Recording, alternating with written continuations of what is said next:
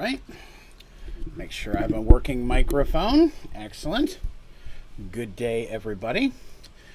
So, welcome to this week's, if not the first episode of Behind the Dice, live here in your living room or bedroom, wherever you may be at this time.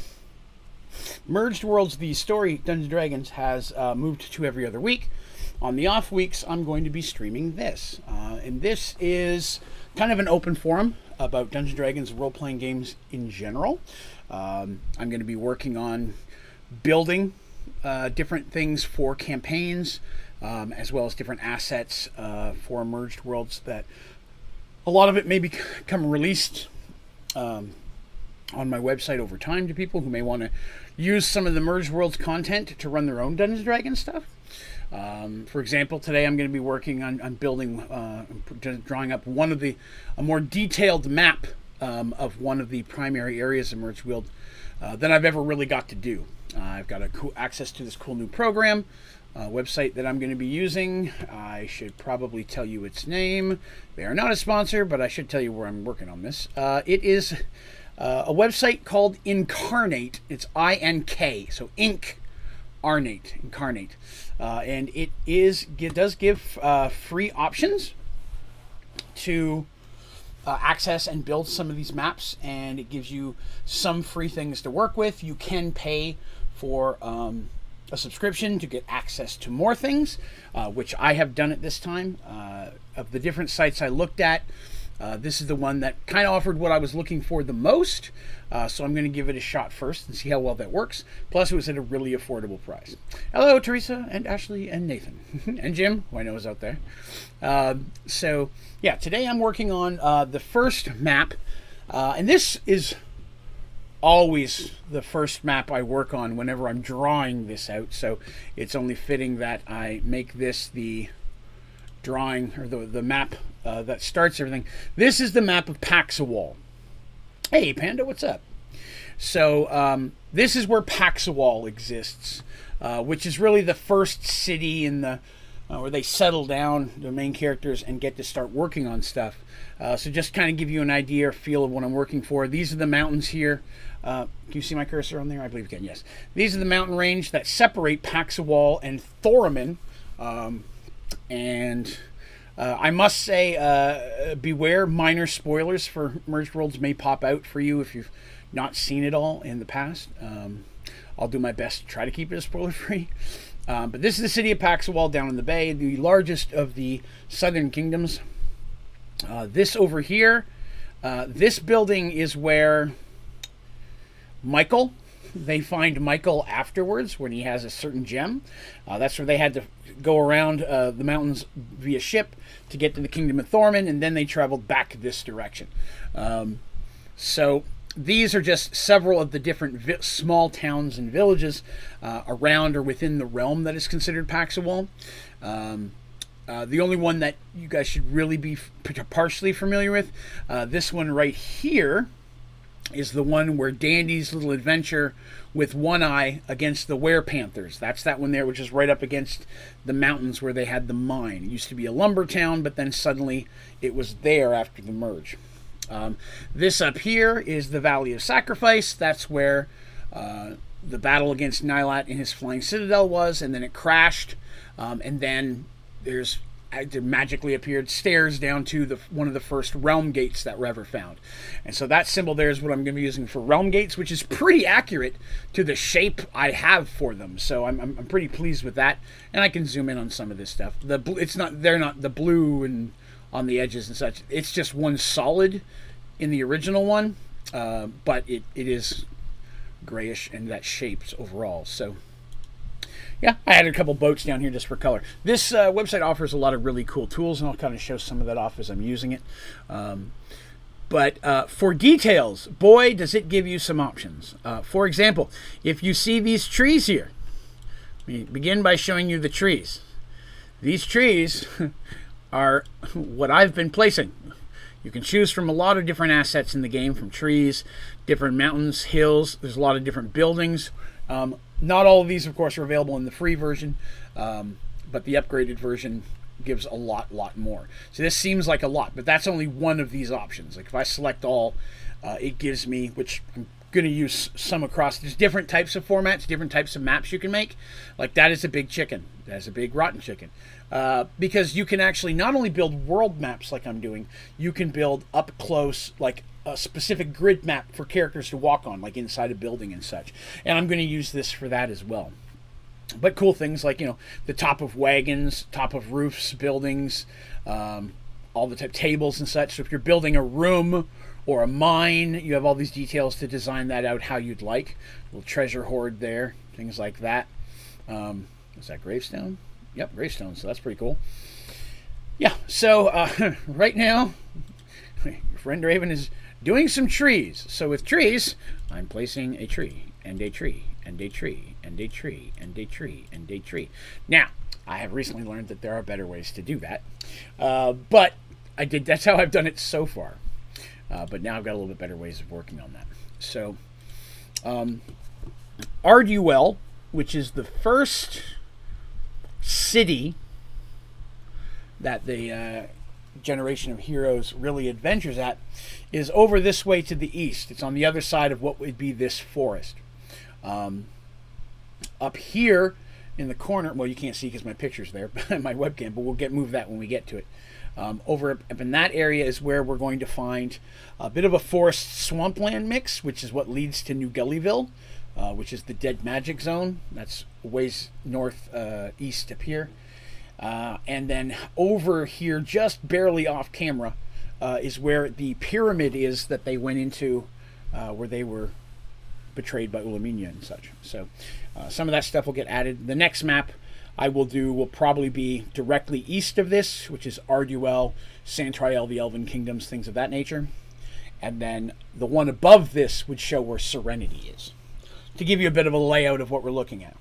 This is more zoomed out, but that's kind of one of my original drawings for the area. It's not as zoomed in as what I'm doing here, but it's one of the many versions of that area that I've drawn out. So in this series, I'm showing you the stuff I'm working on, different projects, while at the same time, hopefully, chatting with you guys about Dungeons & Dragons, maybe answering questions, talking about different things such as character creation. Sometimes I may be on here doing characters. Sometimes I may be on here painting or making the little minis online for characters that have been introduced, which is something I may jump on and do a little bit today as well on Hero Forge.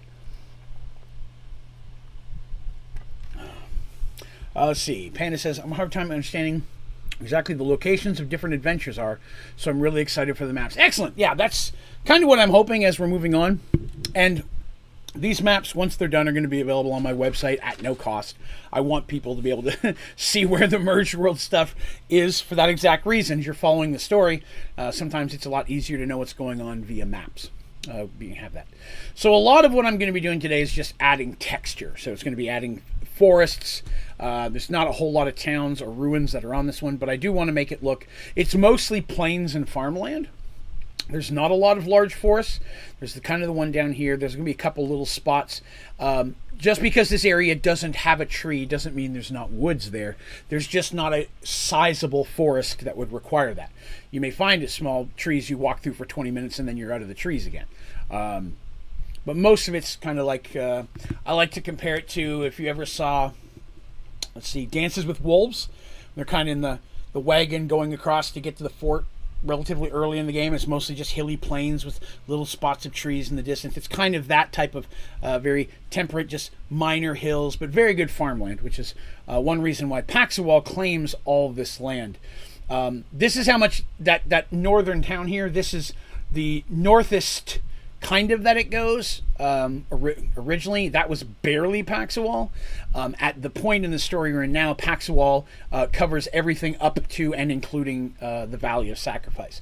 They do not build down in the Valley of Sacrifice, because that's a no-no, but they do have, like I've mentioned, towns and such around the edge for people who are traveling through the portal.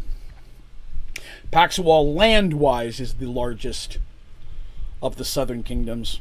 Serenity would be second, if we are not counting Santriel, the Elven Kingdom, which is bigger than both of them put together. Santriel is very, very large. And they lost half of their forest in the merge. So just to give you an example of the elves, they have a lot of space. Another reason why people wanted to have some access to it. So again, I'm kind of this woods down here needs to flesh out just a little bit more. So that's kind of what I'm working on right now. Yes, Smitty, this is a Mergedworlds map. That's correct. So that's kind of one of the things I'm working on today. Putting that on here. So I have learned that I can go area and density.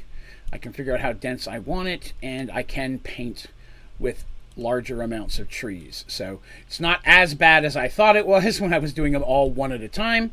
And then I can go in there and kind of fill some of the stuff, because I kind of feel it would be not as dense around the outer edges.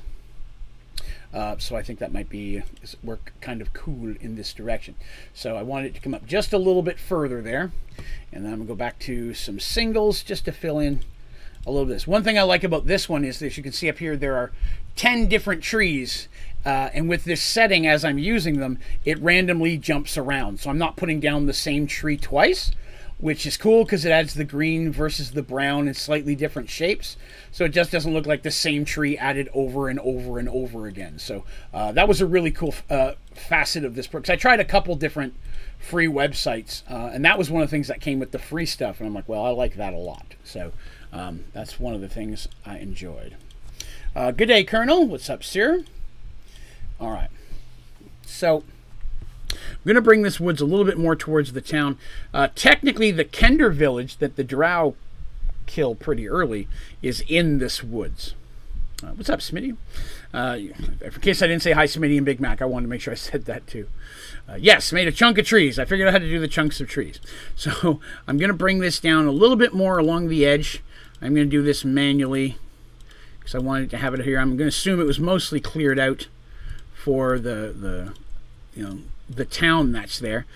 But again, a lot of times you're going to find towns on the edges of or near large wooded areas because they need the wood to build. That's kind of just a go-to on my map creation. I try to decide, why would someone put a village here? You know what I mean? Of all this space. And I should give you an example real quick of the type of space we're looking at. To travel here from Paxawal, up here, and these are going to be connected by roads. I will not be adding roads. I'm not a big fan of that. The way roads look on a map, I feel it looks especially a fantasy map, I feel it really clogs it up. So there are probably dirt roads and stone roads to some of these. But if you were to go from Paxawal to the Valley of Sacrifice, it's a 3-week trip. Just to give you an idea of how much space this is. The buildings make it look like it's a lot closer, but that's one of the biggest things that I try to address to people when I'm telling Merged World stories, is how big this world is. I'm going to give you an example here. I think you'll be able to see this. This is a map of Merged Worlds. It's the only actual map of Merged Worlds that I've ever made, but I hold on to it to see if you can kind of see it there. It's behind plastic. Right? So see the big rivers? So the Southern Kingdoms is right here. This is where Paxawal is. They thought this was this here was the bottom of the world. That's why they called themselves the Southern Kingdoms. Because this thing here, this lake, is like, it would take months to cross it. It's huge. And until the central gate was opened, you couldn't go past these rivers. So the world was divided in 3 sections. I did that for a couple of reasons. One, the world is huge, but you don't really know how huge until they got that done, till they got that opened. And that also meant that I can have completely types of different adventures and way away sections of it in lifetimes that may never ever meet anybody in the original story because it's so far apart. So I'm part of the reasoning behind that. But again, when I'm building villages and things, to me it's important that they have some type of resources nearby, whether it be a lake, whether it be some trees or something of that nature. I'm going to add a couple small lakes in here. And while they look like they're small lakes, they're probably pretty good sized. Little tiny lakes and rivers, I don't normally put those on the map. It has to be a pretty big river to make it on a map that I do. Because again, this is supposed to be such large scale. It looks like you're much closer than you are.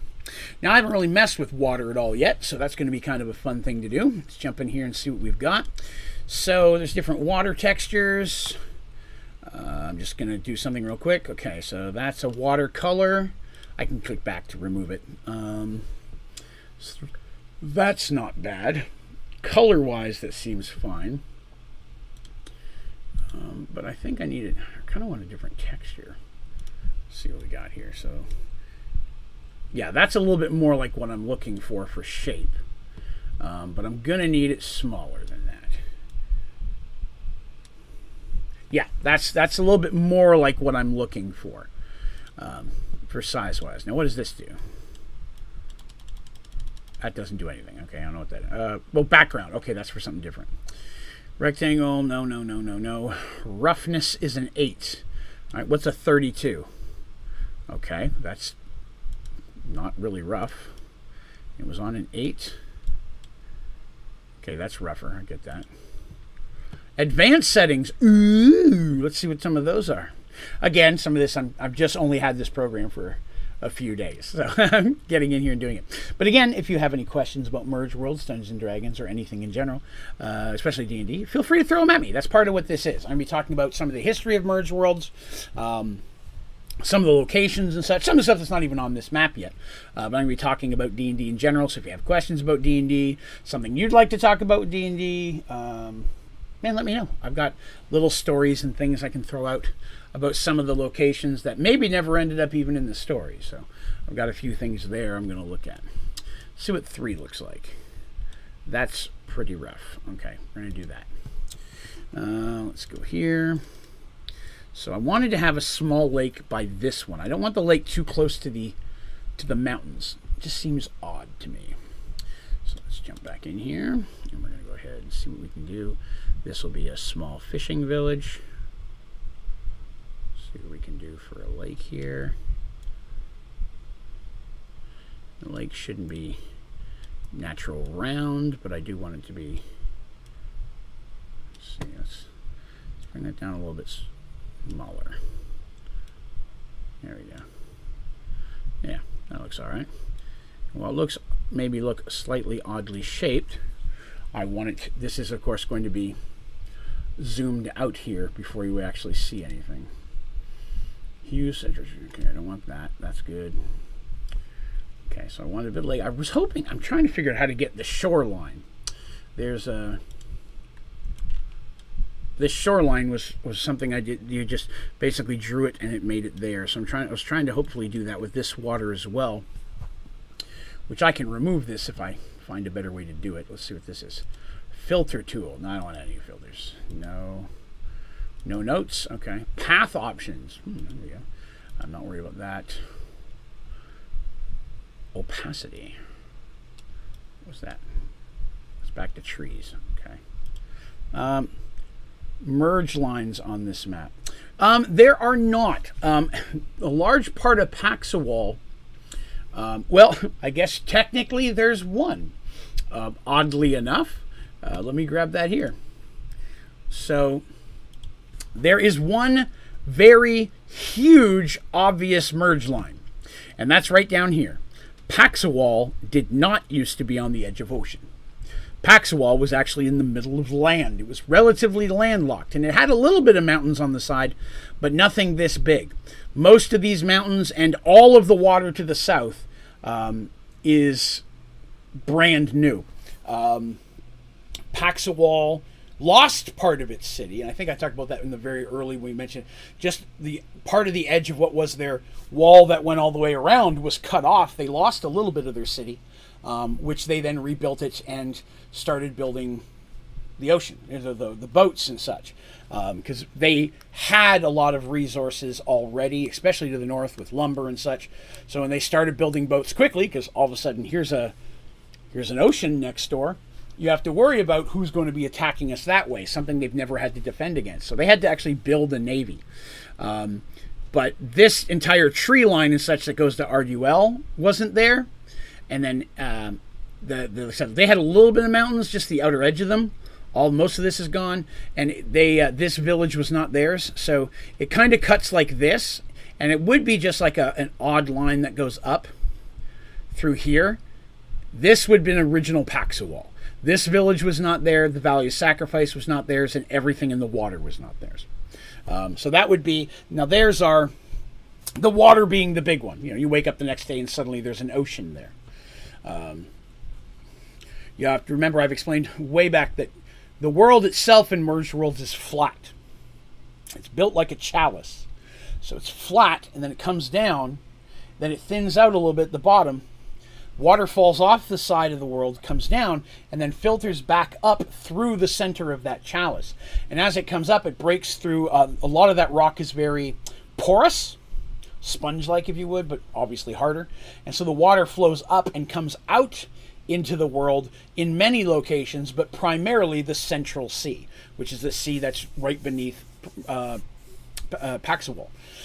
That's why a lot of times the water flows from the ocean to the rivers, not the way it normally is, which is rivers to the ocean.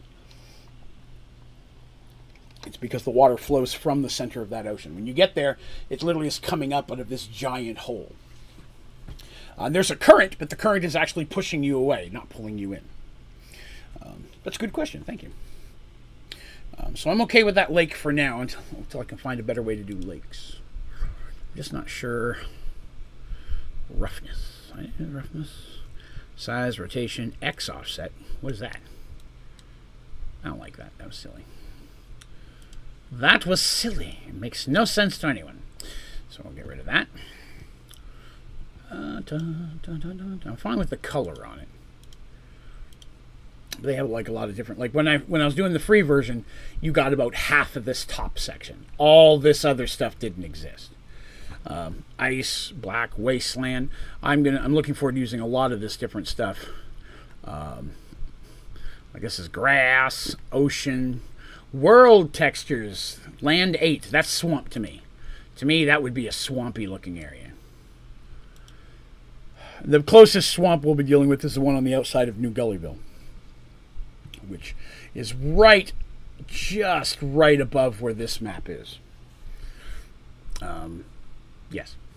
So I'm going to continue building trees and trying to tell stories and entertain all at the same time. Let's see. Where are the... No, I want trees. Wrong button. Give them my trees back. There they are. All right, so I'm going to get in here, and we're going to do it a little bit bigger. How big of trees do I want? That's not bad. That might work. I'm going to build some trees around here. What's that? He's happy you found the multi-tree circle thing. I am also glad that I found the multi. I still try to keep it relatively small because I don't want it to be, it's a big old circle. I like it to be, a little bit more realistic than that. But I can go like this. Oh, wait. I got that opaque thing wrong. Where the hell did that go? That's the density. I'm okay with the density. I need to figure out where that opaque thing was. Size, opacity. I think I want it all the way. Do I not? No, that's invisible. So I don't want that. I want the other way. There we go. That's what we're looking for. Cool. I'm okay with this one. All right, so after each click, I have to, if I right click, just so that it doesn't try to sometimes pull the other one on. So this is meant to be just a small village here. And then I can go in here, area that down, just kind of fill it out a little bit more the way I want.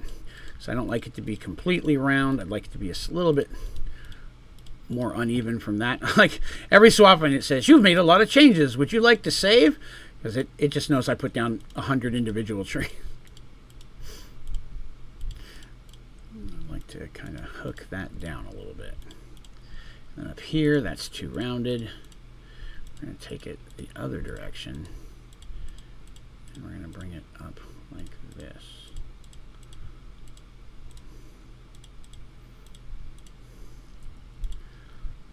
And then we'll have just a few randos over here. Okay. And I'm going to have several spots that are just going to be several small trees in here. Just kind of, number one, break up the green, as well as, you know, make it seem a little bit more realistic. That there are, again, well, it's a, what in the world did I do there? No. Too big, too small, too big, too small. That's good. So some of this I can zoom out and put just some smaller groups of trees in different areas. I'm a big fan of having woods along mountains. I think that looks cool like that. You may remember that when I get to the top of this mountain in the next one, the mountains end right above this, and there's a big forest around the top of it. That's where they found Zarin, their halfling friend, who had the fire gem. And they had to take care of that issue. And I have some stuff to do on this side as well. So the primary 6 panels, if this map is a panel, there would be 1 to the east, 1 to the west, and then 3 above that. Down in the water, the only things beneath this one and the one to the east, below this one would be Cronear, the Minotaur Islands, and under the one where Arduel is where you're going to find Darshtopia. Now, I have maps well on beyond that, Oromon and all that stuff, but these are the main 6 where the real first, half to 2/3 of the story really takes place, until they really start messing with Arduel. But yeah, when I designed this originally, the original world that Rafe and Nylat Firemoon were on was a very different world. Of course, it was pre-merge. Yes, Darshtopia and are in the waters to the south. That is correct. It's from Paxawal. It would be southeast. Cronear is just it's mostly south, but just a little smidge east of where Paxawal is. Darshtopia is the same way under Arduel, the city in the panel to the east. It's going to be south and just a smidge to the east of it. The original world that they were on, I actually took the name from a book that I really liked when I was younger. It was a world in there that was called Madramar. It was a very cool book. I still have it. And it's about a group of friends who play Dungeons & Dragons who get pulled into a world where they're characters and they're just trying to find their way home. And Madramar is the city that they're looking for. What am I drawing? Don't know what that is. Oh, I see now. So I liked that, and I based the world on that because I like the word. And at the time, I was like 11 and 12. I just started into this stuff. Wasn't using a lot of creating my own names yet. But after a couple of years getting into high school and such, I was like, okay, when I'm ready to do the merge, I'm like, I want to use all my own names and stuff, so that way my stuff is relatively original. I'm not, other than New York, which is technically on this world. For those of you who may have forgotten that New York exists here. Well, what's left of New York. All right, so I want my trees back. So I'm going to be doing a few more around here along the edge of the mountains. Now, you may also remember that after the battle in the Valley of Sacrifice up over here, when they were basically brought back from the dead, they went to a small town and helped the cleric go get Pandora's box. That's what this northern town is right here. It's the first town they came through, and they're like, hey, if you go over here to the mountains, you're going to find a little door that I can't get through. Sound familiar, anybody? And they go and help do that, and they get Pandora's box, then take it to Paxawal. It was kind of that guy's cleric's quest he'd been given a long time before that. So let me see. Make sure I'm doing this right. Okay, yeah, that's going to work. So now I need to get in here, and I need to find what I'm going to use for desert. Well, I guess I'll use the one called desert. That kind of makes sense, doesn't it? Let's get our size up here. Let's get that a little bigger. Why is that not working? First of all, let's save. I haven't saved in a minute. It's helpful. Excellent. Excellent. Well, I mean, hopefully anyways. I know I've been telling this story almost 2 years. Do you realize, you probably don't, but I'm going to tell you this. There's a couple people who are about to hit their 22nd month as members. How's that for crazy sauce? Okay, that's the color I want, but I want it bigger than that size. There we go. There we go. That's what I'm looking for, size. So I'm going to bring just the edge of the desert area. The pyramid is kind of just tucks just a little bit into this map. I want it to come down a little bit more like that. That just looks like a ball sack. I don't like that. Let me replace that. Do back one more. Back now it looks like a schlong. We'll go with this. Just sticking that out a little bit more like that. So that's going to be a desert. And it does have forests to the north of it. So we're going to go back to trees. Again, this desert area is not something that they've ever dealt with very much, other than the one time they went in there to deal with when they were searching for the artifacts. And that was when they joined up with the mage they found, who ended up being one of Nylat's minions in disguise, and who betrayed them, but then they ended up whoop her. So, and I can't remember if I ever told you guys this or not, but I probably have. But in case I haven't, her character was actually a PC. My friends had a friend that I wasn't a huge fan of, and really wanted him to come play. So he shows up and he creates her, and dude is just hardcore power gamer, and you guys know I'm not a fan of that. Everything he chose, whether it was a spell or what his weapons were, was to be able to do the most amount of damage. Didn't care about a backstory or anything like that at all. Only cared about having the most powerful character possible. It's just not how I roll. Came one time, and I was like, listen, this dude, I don't trust that he's going to stay here. Like, no, he'll be cool. It never came a second time. So that character ended up becoming an NPC, and then I made her evil so I could kill her. But again, oh, crap. I wasn't all the way to the edge. I didn't realize that. Well, then, look at that. Here, I'm leaving a whole section untreed. Just a swath of desert. That's not very professional. Yeah, we're sticking with desert. Thank you. That's more desert than I actually planned on having in there. I didn't realize I was that far from the edge. That's all right, though. We can make that work. It's one of the good things, this being the first real map I'm throwing out for anybody. I can make minor changes that I wanted to make a while ago. Come on. Oh, there it is, bigger.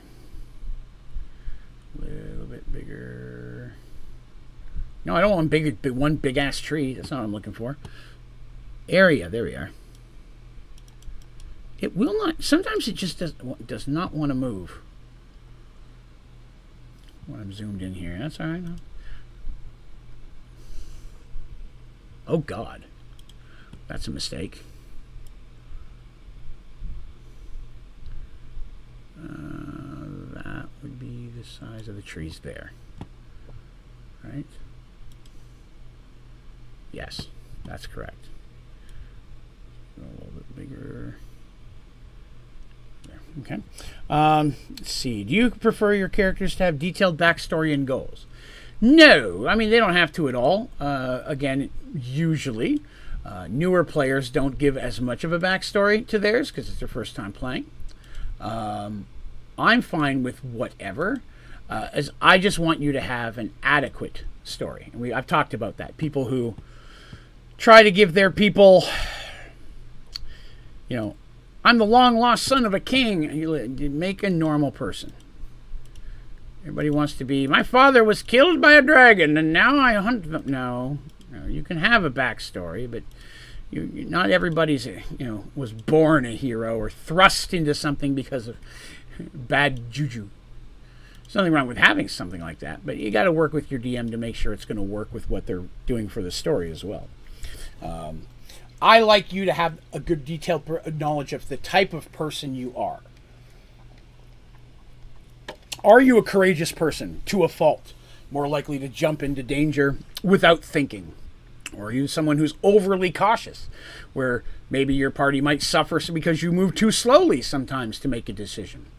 You know what I mean? Those little character depth things that you can add yourself that don't really affect how the story is going to work. It's just going to affect how you act in the story. I'm fine with any of that.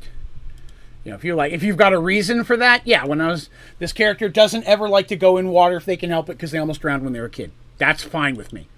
You know, that's not a making you a hero. That's just saying, hey, I had a bad thing happen and it made me scared. And I'm okay with that. Panda asks, so is the current adventure you're running to learn 5th edition taking place in a different part of the world? Yes, kind of. It's taking place right now in the kingdom, at least the first adventure took place in the kingdom of Darkmoor. You may remember that Darkmoor is the wizard who, they stole the sun gem with when on their way to fight Draven's brother. Excuse me. And then also the person they made a deal with to send them into the sands, because he's a wizard king. He lives really far to the east and north a bit. So their first adventure was there, and their adventure they started today, they're heading even further northeast of that. So they're going way up there. Oh, they don't get to play with Draven. No, they're in a whole separate group. While their stuff is going on, it's way earlier than we are in the story. I did go back, by the way, kids, and check my timeline. It was after, they're about 1.5 to 2 years after the merge. So it's far enough that the heroes have or are about to unlock the central gate, which creates the realm gates and such. Oh, with me. Oh, God. Gotcha. Well, I'm flattered. They do. They do. And they can tell you today, I'm sure. I use almost any opportunity. It's as serious as I take my story, and I do. I do not miss an opportunity to make somebody laugh. If you're not laughing, it's not D&D to me. Not because somebody's doing something stupid, just making... It's always side stuff, you know? Like one of the running gags we have is Jim is playing a gnome monk. And so early on in some situations, he's like, all right, I'm going to sneak ahead. And I don't know why, but out of nowhere, I was like... He's like, you know, he's diving from bush to bush, rolling across the road, while the other characters are just walking along like, what the hell are you doing? And it's out of nowhere, I can't remember why, but sometimes he was like a gnome James Bond. So like every time he says, all right, I'm going to do this, I'm like, dun, dun, dun, dun, just like this really bad James Bond thing, like he's doing it the call himself. It just kind of became a little bit of a running thing. And I love those. I love those callbacks. Same as sometimes I just like really, really weird word puns. Like a lot of times, I've used this on almost every group at one time. Like you walk into the room and you see a chest. I'm like, okay, I open it. I'm like, she slaps you, but behind her, there's a trunk of treasure. So just little stuff like that. Running gags, you know. Let's see, I'm going to bring this out just a little bit more. I'd like this to be around the water. I want this to come all the way down to the southern edge. Make it almost kind of like a moon. Do that. Put just a couple of these here. Yeah, that's another one. I'm like, looks like, all right, you find an inn. We go in. Do you go in the inn or do you go in the out? We want to go in the inn. Well, everybody's coming in the inn. They're not going out the out. Just back and forth and stuff like that, you know? I like to just mess with people's words. If I can make a word pun out of it, I want to. Let's see, let's make this a little bit less than round. There's too much round going on here. Let's do this. Make it serpentine, serpentine.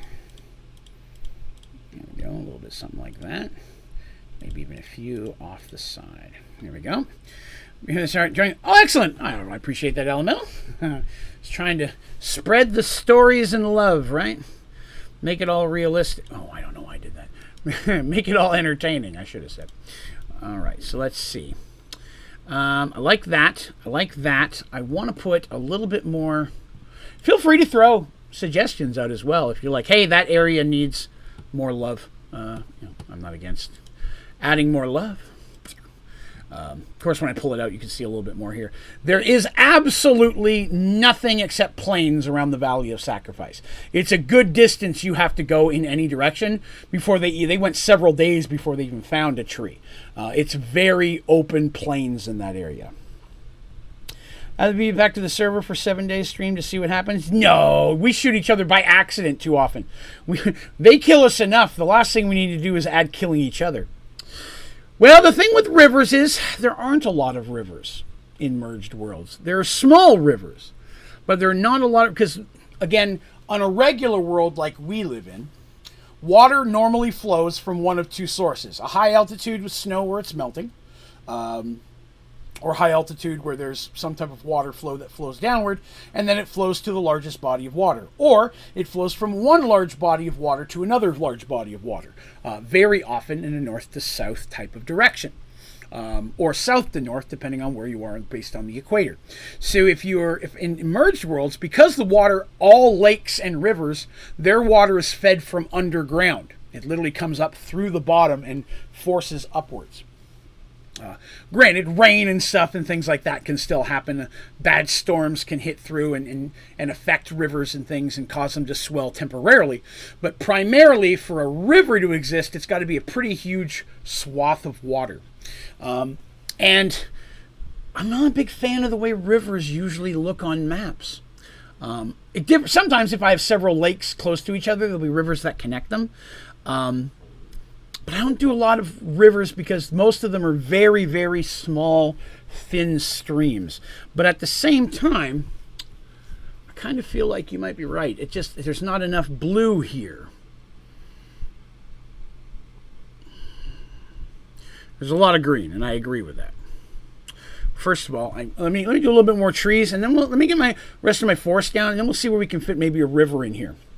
So what's the story behind Wagaga Gaga? All right, so there was a little mini side adventure that they were in around the same time where they were helping Thorman with the undead, when the whole Michael situation. They had gotten into this village and they were trying to help them evacuate.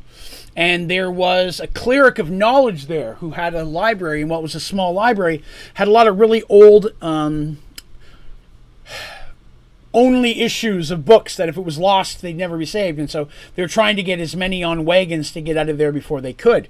So our heroes, with the NPCs that were given to them by Thorman, had to make a small defense of this village in order to defend it against the oncoming, because they didn't know at this point what was coming.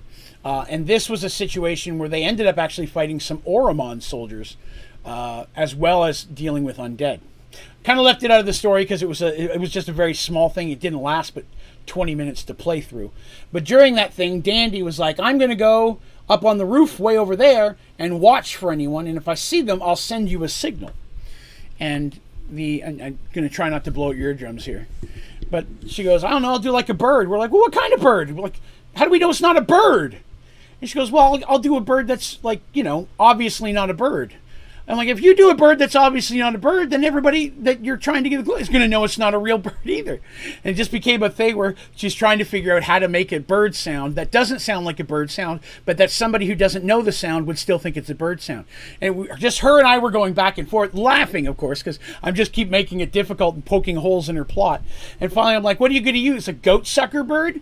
A goat sucker bird is a reference to a Dragonlance novel with Kender. It's not really important to this story, but a goat sucker bird is supposed to be like a large crane-like creature, and it's a mythical thing. So someone's like, I have a feather of a goat sucker bird. You're like, no, that looks like a regular feather. They're like, no, it's a ghost. It's one of those things. So out of nowhere, I'm like, what are you going to use? The cry of a goat sucker bird? And I just went, wah-ga-ga-ga-ga-ga, and just screamed it in the apartment. And one of them was taking a sip and just spit take everywhere, and then they both cracked up because it was unexpected. Because we weren't yelling, we were like, how about this? No, this. And I just started screaming wagagagag. And that ended up becoming the battle cry and the signal for fun. You know, their characters didn't officially do that, but that's what we did when they were trying to give the signal, so we knew what it was. So it ended up becoming a running gag of wagagagag. That was fun. Okay, so let me see. Let's see what we got here. We got that. We got that. I'm going to add some more trees, all the forest. This is mostly plains and forests in this section of the world. I've also got to do stuff on the other side of the mountains as well. Just trying to concentrate over here the most. I'm trying to get a mental picture again of where New Gullyville is. Because New Gullyville is up here on the edge of this forest. Well, kind of. The forest stops at the edge of the swamp. The pyramid's in here. I wonder, what do we got for pyramid? Well, I'm here. I should look for pyramid. I know there's some desert stuff, so let's see what we've got for desert stuff. Is that a big old piece of cheese? That is a big old piece of cheese. Excellent. In case there needs to be a giant piece of cheese, it is an option. Well, that's interesting. That's also very large. Okay, so that's meant more for the when you're doing the close-up map and such. All right, here we go. Elves, dwarves, orcs, desert. Here we are. Pyramid. That'll work. That's a little big, but, you know, it's a start. We'll put that down.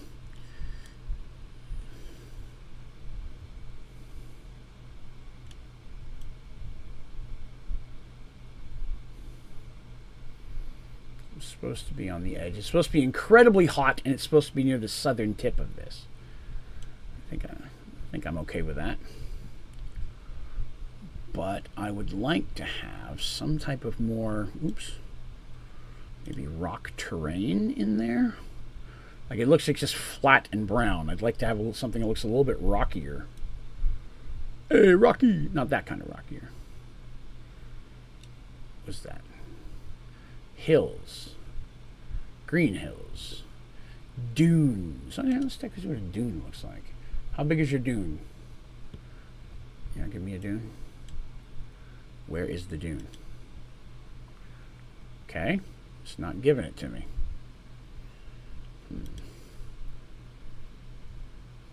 It can only, yes, at this point this is the only section I've done. I just got this a couple days ago, so this is the first thing I've made with it.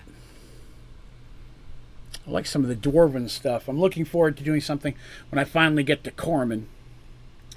I don't want it to be a mountain. I was really hoping it had a little bit more terrain stuff, but a lot of the terrain stuff is meant more for inside the small, like, you know, an up close map. Ooh.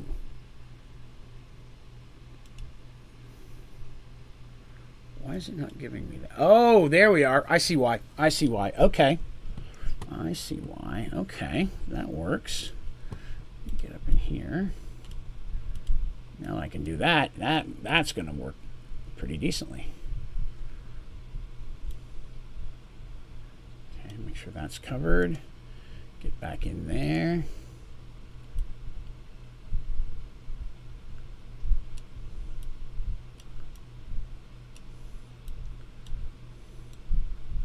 Just adds a little bit of texture to that.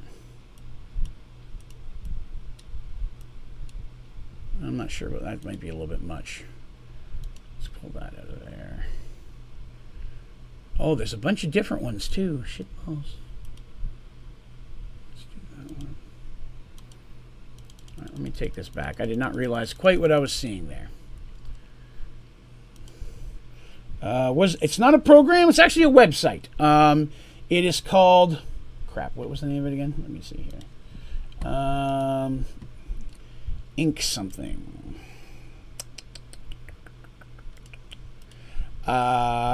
Incarnate, but it's INK, like pen ink, but it's incarnate.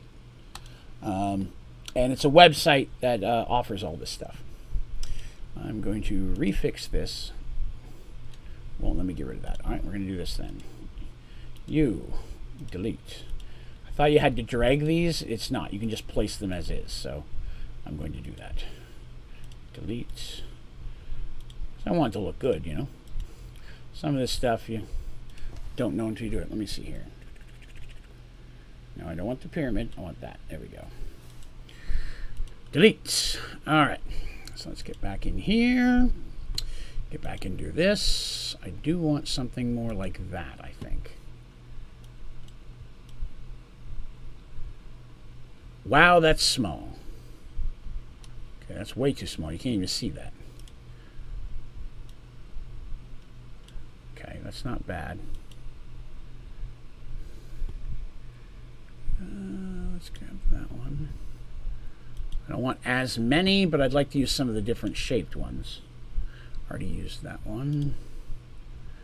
One of these down there. That's a squiggly bastard. We'll put him in there. And then we'll throw number 9 just part way on. So again, I don't want it to be too much. I just want it to have a little bit of texture. There we go. Yeah, so the hardest part I'm going to have is I need to find how do I draw the next section while adding onto this one. You know what I mean? Because it's going to be hard to line stuff up if I can only do one at a time. And that's the problem I came in with every one I looked at. There wasn't one where I could say, okay, add a panel directly above this where I could just continue. Maybe it's in here and I just haven't found it yet. I mean, that's possible. But I haven't found it yet. So we will see. All right. So I do need to get some more trees in here. This is awfully treeless. Grab this. So I don't want any big mountains here. Green hills. What do green hills look like? Just drawn it as a test. Looks like someone pooped all over my map. Let's not do that. Less map pooping, please, people. Please keep your poop off my map. That would be greatly appreciated. Again, a lot of this stuff will be for when you're up close. Like this blue crystal will be great if I make an in-depth of Artemis's cave underneath of her temple. Things of that, right? Like all these are going to be great when I do some up-close stuff. Darstopia even, I'll be able to do something that a little bit close of his island. I love they've got floating islands here. I've already got an idea for that. The dwarven buildings are some of my favorite. The orc stuff looks really good. I got to figure out a way to use the orc stuff. That's what I'm hoping. I'm hoping that there's a way that I can... It'll just make my life easier. There's a Viking settlement in the snow. I already know where that's going to go. Some abandoned buildings and ships. I've got ideas for that. Abandoned graveyard. Those are the best kind. And actually have a place where an abandoned graveyard would need to go. But some of like this style of art is okay, but I can't think of a place I would need to use that, you know? So these are hills. See what this hill looks like. Really? That's small, huh? I don't even see it. Let's go back and see if we can find the hill again. Hill. Wow. Okay, well, we don't need those little hills. Make a mountain out of a molehill. Alright, so there's some trees. Magma. I've already got ideas for that. I got ideas for a lot of these things I've seen. But I wanted to get this first map down because it's the one that you guys probably would use the most. This one in Serenity. But this one you needed long before Serenity was even an idea. Let's go back here. Let's zoom back out a little bit. I want to go a little bit back more to my trees. Which saying are you referencing? I apologize. I don't... Why are the trees small now? I keep messing something up here. No, I want a tree, dude. Give me a tree. Why is that hill there? This is a tree. Is it the right size tree? No, it's too small. Why does it keep switching to hill? Give me a tree.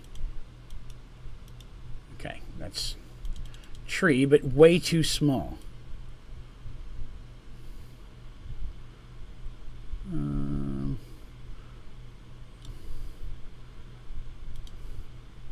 That looks about right. Okay, cool. I can deal with that. I think I want to put that down just a smidge, though, at 100. 100 looks right. Okay. Mountain out of an anthill. Ah, do you guys not have moles? That makes sense. It's very possible not everyone has moles.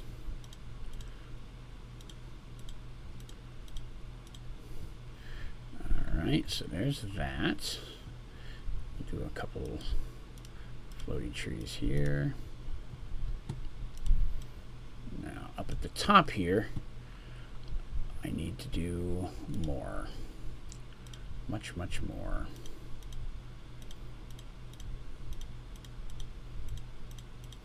Get some maps in here. For me, map making is one of the earliest steps of writing an adventure. If I don't know where stuff is, it's going to be hard for me to describe it to you guys. So I do quite a bit of map making early on. All right, that should branch out there like that, because this is where the beginning of the big forest is. I think you may be right. I think the undo may be doing that. No moles, huh? Moles are irritating. The last house we rented before we bought this one, I had moles all in the yard, man. Big enough. They're little tiny, like mouse-sized things. But there were times where they would build nests so close to each other that holes would appear big enough that my leg could go all the way down in it. And, you know, if you're cutting the grass and it's really long, you know, because you're lazy and you don't cut it often enough. Me. It's one of those situations where you're, maybe I don't want this booby trap in my yard. Put just a small group of trees here. Add something to the top to carry over with. There's no real trees close to the south end of the Valley of Sacrifice, but I might have a little bit more up here, a good chunk of woods, because this is all this land north of the Valley of Sacrifice is completely, at this point, uninhabited. This between Serenity. It's just too far. It's easier to take the Realm Gate to Serenity and then pop in. So there's not a lot of that. Let's grab that. I think I might put a few over here. Let's put a small forest here, just a small group.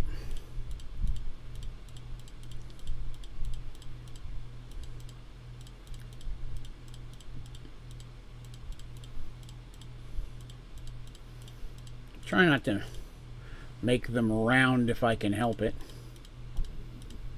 It's just, you know, forests aren't usually round. Maybe that's just me. Maybe I've never seen any of the cool round forests everybody else has ever heard of.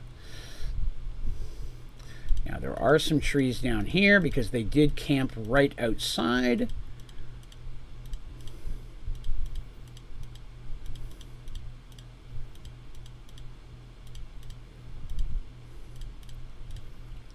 Bring that up just a smidge more. Do that. We'll space these ones out a little bit more as they're getting sparse. At the edge of the woods.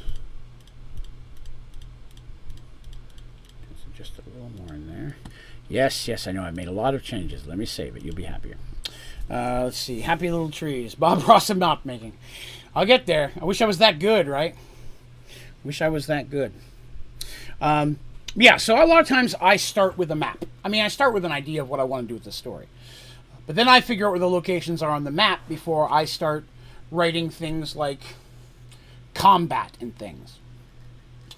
For most of your classic D&D adventures, you're questing to get to a place, and then when you get to that place, then you got to do something. That's how it works. Maybe you're looking for a dungeon or a ruins, or maybe you're going to a city or something. So knowing where that is on a big map, something, And then when you get there, before I start picking monsters and stuff, a lot of times I draw the internal map of what the city looks like, or the caves itself. Maybe if you're in an old dungeon or a mine, I'll draw that out first before I even know a lot of times what monsters I'm going to put in there. Jim says, hello here now. Some lawn things to take. I was just talking about lawn. Stung by a yellow jacket. That's gross. Don't do that. Before I mow them over in the morning. Gotcha. Yes, I'm not a fan of anything that can hurt me. Bugs especially. I'm going to do that over here. Okay, I'm just adding a few little swatches. Again, there are trees. Lots of trees. Not just the trees you can see on the map. These trees are meant to be where there's an actual dense amount of trees in the area, but there's not supposed to be any around here, so I'm okay with that. I think adding the top stuff helped circle that in. I got to do some over here too, because there's a bunch of trees up here. I'm trying to, right now I'm just kind of concentrating over here. I think I want to put a few right along the shoreline where it's undeveloped. Let's put just a few along here.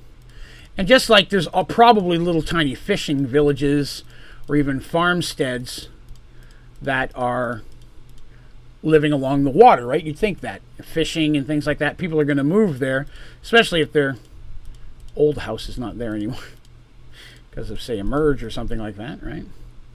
Then it might be a situation where people are like, oh, I used to be a miner and now the mine's not there, so now I'm going to go and I'm going to be a fisherman. I'm going to live on the shore.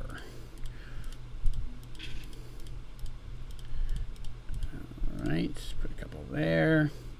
Again, didn't want that to be that huge, just a small bit around of untouched. And then I want to put just a few here. Kind of sparse, like they're growing back. And this is a happy little tree.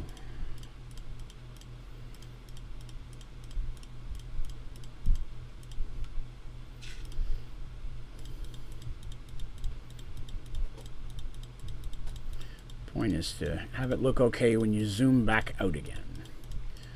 I like having the option to do the detail. And I know I could be using the bigger trees at this point, but I'm kind of looking for just something specific. All right. So I'm relatively okay with the way that that looks. I'm not unhappy with that. So I'm going to move slightly over here to this side of Thorman, for the Thorman side. Thorman's off page. We're not able to see it quite yet. This is the tower where they found Michael and Shadow and Willow, technically. Chocolate milk, the fuel of champions. I knew I was going to be doing hard work today, so I knew chocolate milk was exactly what a man was going to need. I wonder if there's an alcohol that mixes well with chocolate milk. I have to think of that. Not a lot of alcohol goes well with milk. That's not a D&D thing. That's just me helping you out. So most of the trees here are going to be on the northern side, and then down here, there's not a lot of trees around here.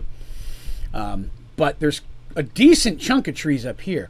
Where we are right now, some of you may remember this. It was just a small bit that I mentioned as we got to the current days of Merged Worlds, where we are right now with the characters. This has now been completely rebuilt and settled by the Knights of the Light and is run by Mercy's father. He's the head commander of that location. You remember him coming through town on the mission to do that there. They had made agreements with Thorman. So Thorman is, you know, and this one I can go bigger. Density, area. Not probably good. Yeah, Thorman is... Want to see something cool? Real quick, I'm going to interrupt myself. See how this pillar is right here, this mountain thing? Watch me drop these trees. It automatically puts it behind the mountain because it knows the mountain will hide those trees. I think that's, I really like that. Like, I could set this right here in the middle of it, and it's only going to show the trees from behind the mountain. That's, just in my opinion, a really cool little addition there. All right, this is going to be a relatively good-sized forest here that runs to the shore on the Thorman side. This land here is nothing Thorman originally. This is all land that was not part of Thorman's kingdom. It just came through the merge, including this little tower up there. They had no use of that either. There's also a large graveyard just off camera here. I don't know why I said camera. Chocolate milk. Excellent. See, that's... Not that chocolate milk needs the help. It's delicious. I would be that guy, right? In D&D. You get in there like, I would like some elven wine. Dwarven spirits for me. And you, sir? Do you have chocolate milk? Sir, I'm going to have to ask you to leave, please. I'm just saying, do you have any... Sir, let's not make a scene. I'm going to need you to get the hell out, please. But it's so chocolatey. Sir, I've already called for the constable. Please don't make me call for security.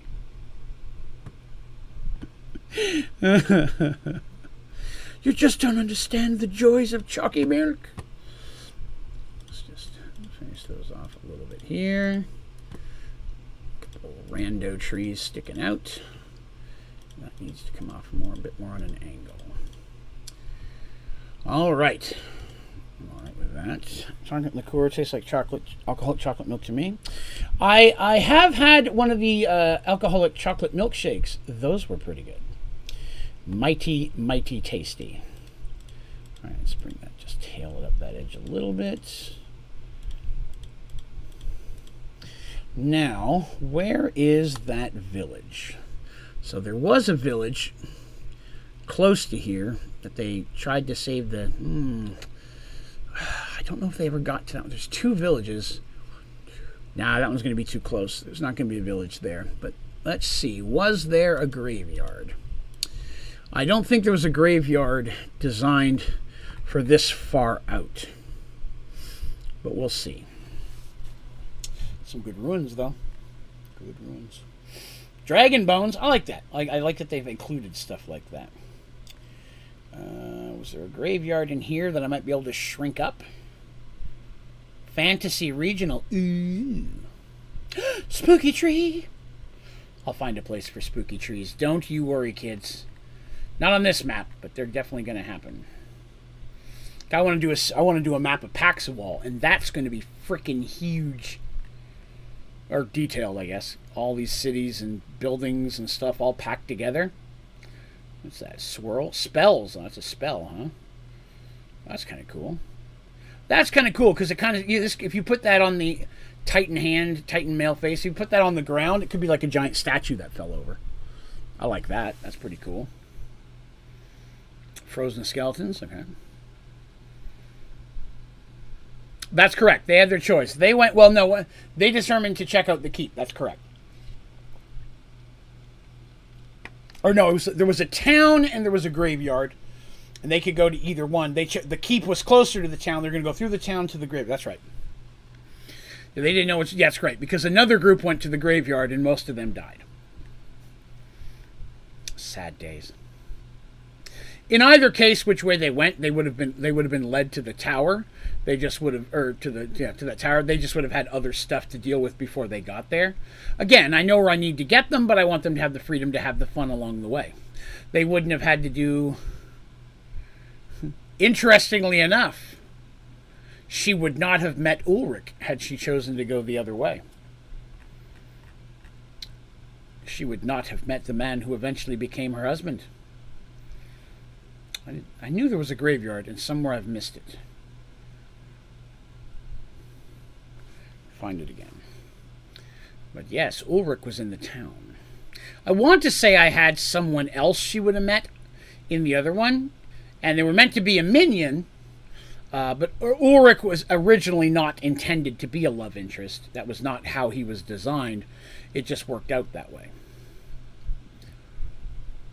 I don't ever put anyone in as a love interest specifically.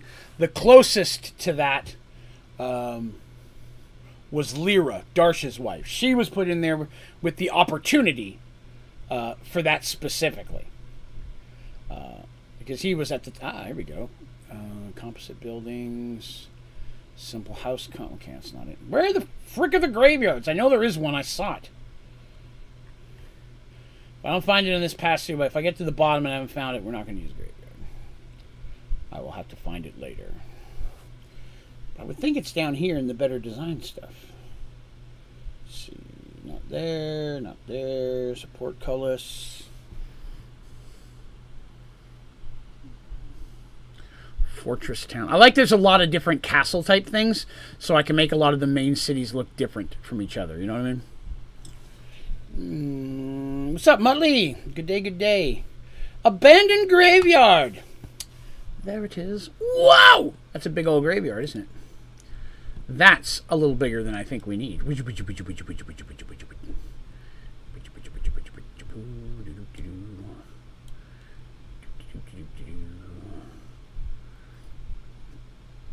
Say that it's up here, somewhere around in there. I'm fine with that, and we'll put some trees around the graveyard. We will try to put some... Oh, okay. Why is it not giving me... Okay, so because I shrunk this, it shrunk everything. That's why it got shrunk. It's because I shrunk the... Yeah, it's because I shrunk the pyramid down. That's why everything got smaller on me all of a sudden. So it's happened to me again. What are you doing? Get out of there. Go away. What's this? Go away.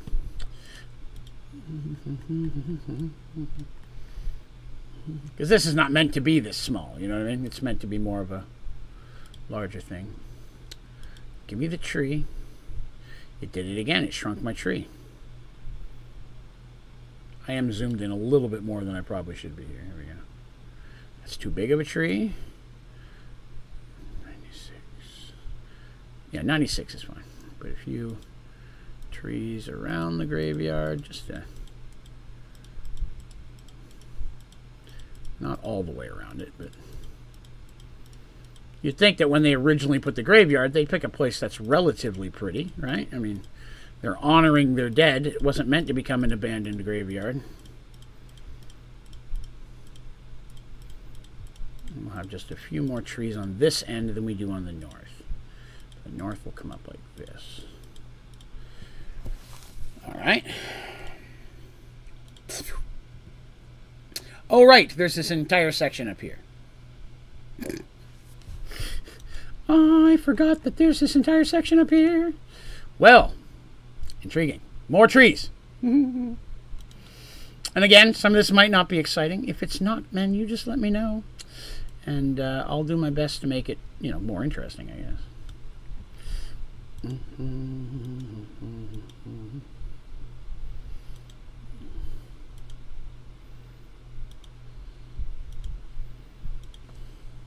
And we'll get some trees. Happy little trees. These were most of them. There's one in there that's just pissed right off, but the rest of the trees are relatively happy. Secure. They're self-secure. We'll say that. Self-secure trees. All right, now we're going to round this off just a smidge. Bring that down there. Bring that out there to there. Yes. Area. Padoop. 1. Is the loneliest tree that you'll ever do. Let's see. So when you're coming up with a character, the idea for a character, what do you think of first for them? Their future. If we're talking about, I guess, let me clarify. A character that I'm going to play, or an NPC? You know what I mean? Are you talking about like an NPC that I put in, like a Michael or an Ulrich or a Draven? Or if I was to actually create my own character for an adventure, which I haven't done in a very long time. But I still remember my process. If it's an NPC, I think about their future. Is this someone that's in here for a one and done and we're never going to see them again? Or is this someone who's intended to be long-term? You know, I mean, before they're created, I know if they're going to be a good guy or a bad guy, right? Like, is this a villain that's a long-term villain, or are they going to defeat him this adventure and never deal with it again? If it's a NPC that's positive, is this someone that's going to become a henchman or an NPC? So a henchman, technically, at least in 2nd edition, you start gaining henchmen at 9th level, regardless of your class. If you're a fighter, you have other warriors that want to fight with you because you're heroic. They want to be on your side. If you're a cleric, people know of your faith. They want to follow you. They want to lead you. If you're a mage, you get apprentices. If you're a rogue, you start gathering other rogues to work under you, your Thieves Guild concept. So there's always some type of henchman you'll start gathering at 9th level. And that's what a lot of the NPC henchmen, that's what Mercy's Knights are. That's what Lucas and Misha and those folks who first went to Serenity before it was Serenity with Artemis. Dandy had a few. Lyman, who was the captain of her little ship, had a bit bigger of a part in their adventures sometimes than I've really retold in the story. Because some of the other characters just fit better in that position in the retelling. But Lyman was a little bit more active in the original tale. So I have to decide, is this someone I want there long-term, or is it someone I want there short-term? And then, of course, there's the whole situation of whether or not they're accepted. I can say this would be a great NPC for you, but you might disagree. You may not want that as a henchman. That may not be what you like. But normally before I create them, I'm filling a void that needs to be there. If it's going to be a henchman. If it's not going to be a henchman, it's going to be an NPC about the world. That's when you really have to determine one and done, long term. Tobias was always meant to be a long-term person because they didn't have a wizard in the party. And they needed to have a wizard from time to time. Tobias was meant to be that. Someone they could call on for help, but sometimes if they don't need a wizard, he didn't have to be there. Whereas you've got someone like Brother Bart, Sister Mara in Paxawal, allies, very big allies when they were living in Paxawal. And then after they left Paxawal, they're still friends with, but not really active parts of the story much anymore, except for when they got poisoned, they had to go back and save them.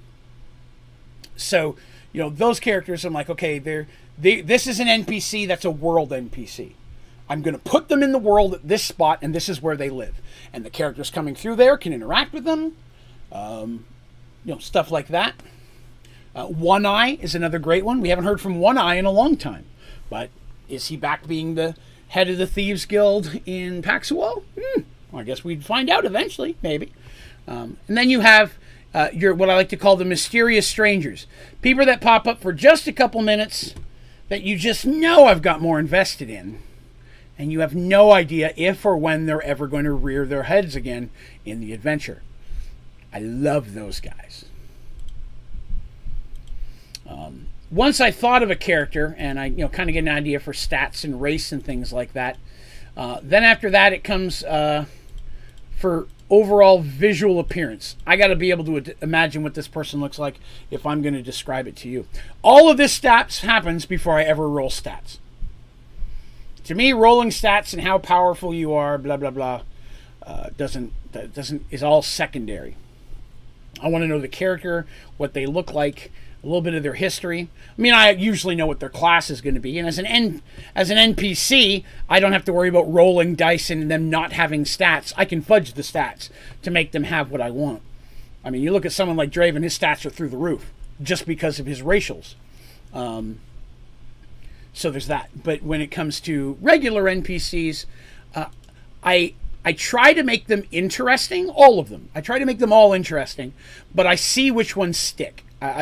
Whether they end up sticking around for a long time really depend on how well the players enjoy that character. One that was never intended to be a long-term character, but everybody just fell in love with in the group was Molly, who made the pies. She was just supposed to be the slightly nosy lady next door, and instead ended up becoming not just an ally, but someone who ended up moving with them, living there, marries Lucas. I mean, she ended up getting a whole storyline that was never intended to happen. So when they really took to Molly, and then the whole Darsh Pie thing him falling in love with pies just came out of that. Again, unexpected, just a running gag of the moment, which really stuck and they really enjoyed when I kept bringing it back up. That's where a lot of that gave Molly another reason to be around, because Darsh loved pies. So it was a really cool opportunity to develop her into a stronger and longer NPC. And you know, sometimes NPCs have a greater tale that have not yet been told. One of my favorite ones I like to mention is Misha. When Artemis was given the vision to go north to what is now Serenity, two other people had a vision. Lucas, who had a vision that he would protect her, and a young girl named Misha, who went up there, didn't do a whole lot in the adventure, and has lived there ever since. One of the trusted clerics. She's not a super high level. She was never one who was going to reach for greatness. She was just an average, decent cleric. And she lives there and has lived there. And their kids are now in the late teens. And she's never had her moment.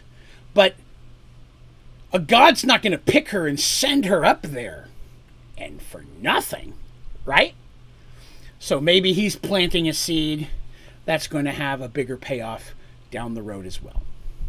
And I like being able to do that. Another good example of that was Red. Red was just a cameo appearance, but for the girls who played the game, Red was just an enigma. They wanted to know more about it. Like, who is Red? Why? What is Red? When will we see Red again? And they never got to. Red has not yet popped his head back up.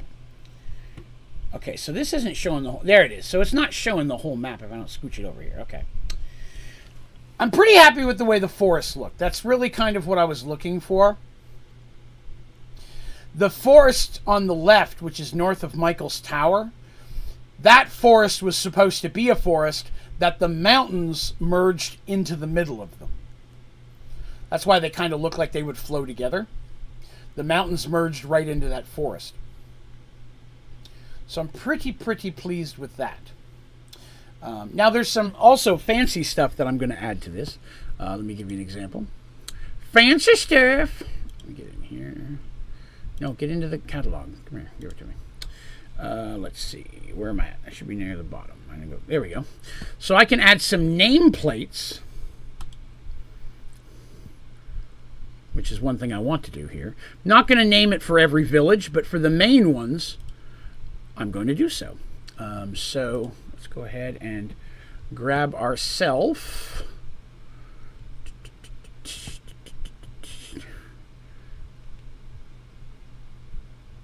text, and we're going to let's spell it first. All right, let's do this.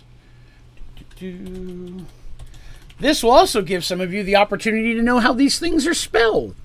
I always get tickled when someone writes in the comments a question or a comment about a character or a place, and the spelling is nothing like how I spell it. But you would have no way to know that. I'm telling you the story audibly, right? Some of the characters you could look up on my website if you were inspired, but most of that stuff, not so much. It's just you imagining how they're spelled. So for the cities anyways, again, I'm going to tell you a side thing. I have a weakness when it comes to naming characters, NPCs, regular characters, and locations. And it's something that my players gave me hell for years. I mean, all the way up until the point we stopped playing. I love putting a hyphen in a name of whatever, or an apostrophe. I'll give you an example. I'm gonna type something in chat real quick.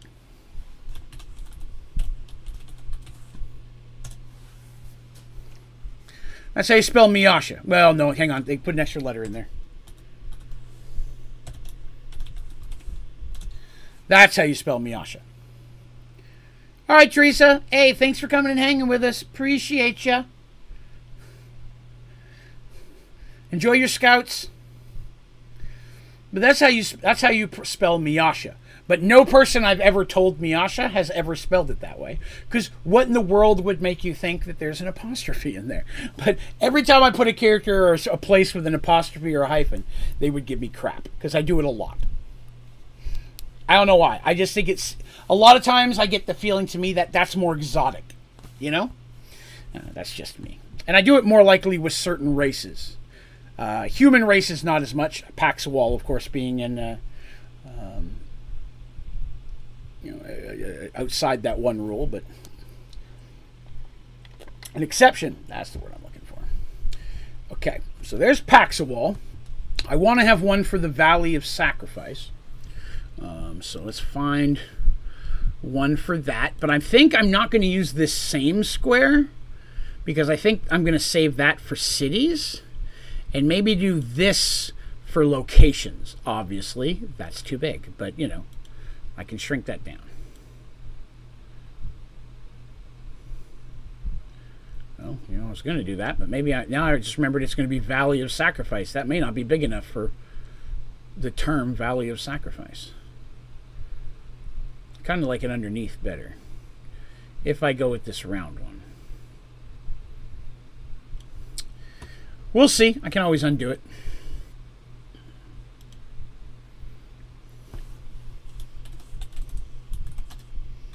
I know it's not going to fit. Bear with me. So, in this situation, I'd want to grab this.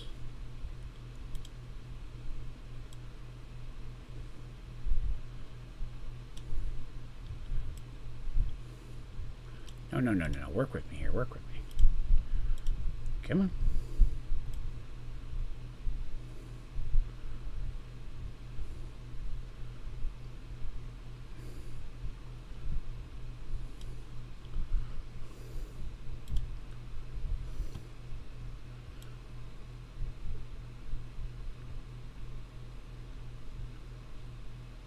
I'm not sure I like that.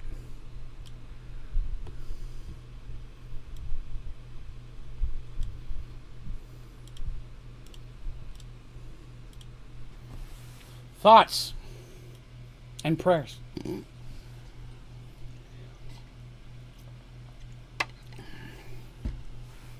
To answer the other side of Panda's question, when it comes to creating a character for myself, starts kind of the same way. Where do I want that character to go? Obviously, the first question you have to ask yourself is, what race and what class do I want them to be? Because that's going to dictate a lot of what your opportunities are. Not always. Fig is a gnome who's raised by dwarfs. So he's a gnome who acts like a dwarf, talks like a dwarf, has dwarven skills, but he's a gnome. You know, those type of things exist specifically for those exceptions. But a lot of times that's going to fit you, kind of fit you out there. So my first character was Thickaway Tricklebush. I had two characters, Thickaway Tricklebush and a minotaur named Morg, M-O-R-G. Those are the first two characters I played, and I dual played those in our first adventure. After that was a mage named Lankmar, named after an actual D&D settings. Lankmar was a setting, L-A-N-K-H-M-A-R. I really liked the sound of it, so I used it for his character. Morg died pretty quickly. He wasn't around very long, but Thickaway lasted the only one that actually survived. Lankmar died a while later in a completely different group. Our whole party got wiped. But with all of them, I'm like, okay, with the exception of Thickaway, I'm like, what do I want to be one day? Am I doing this to find my way home? Am I avenging someone? Am I trying to get wealthy so I can have my own kingdom one day? What's my goal? Kender easy. You don't have to have that. I'm just playing a Kender. That's it. You don't got to think about class. You don't think about motivation. I'm a Kender. Motivation will come on its own. All right, what do we think about the Valley of Sacrifice name? I'm not sure I like it. Is it too big compared to the Paxawal? Should I go back to using something shaped like the Paxawal, but maybe a different color? Like I could use one of these plates instead. Like, but obviously smaller.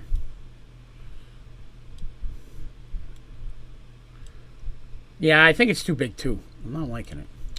All right, let's get this out of there. This I still might be able to use. Whoops, wrong button. Come on, work with me. Sacrifice. Let's try this.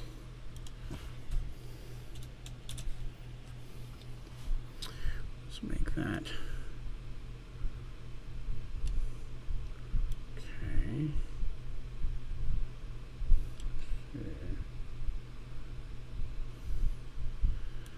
Let's see if we were to, well, get out of the way here. You first. It's kind of covering the valley a little. I don't like that. Come on, click on the thing for me. Thank you.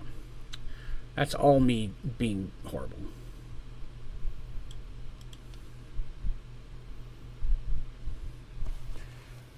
I think that's an improvement. Should I make it a bit smaller? Good Lord. See how it looks above instead of below. Let's bring that down just a smidge.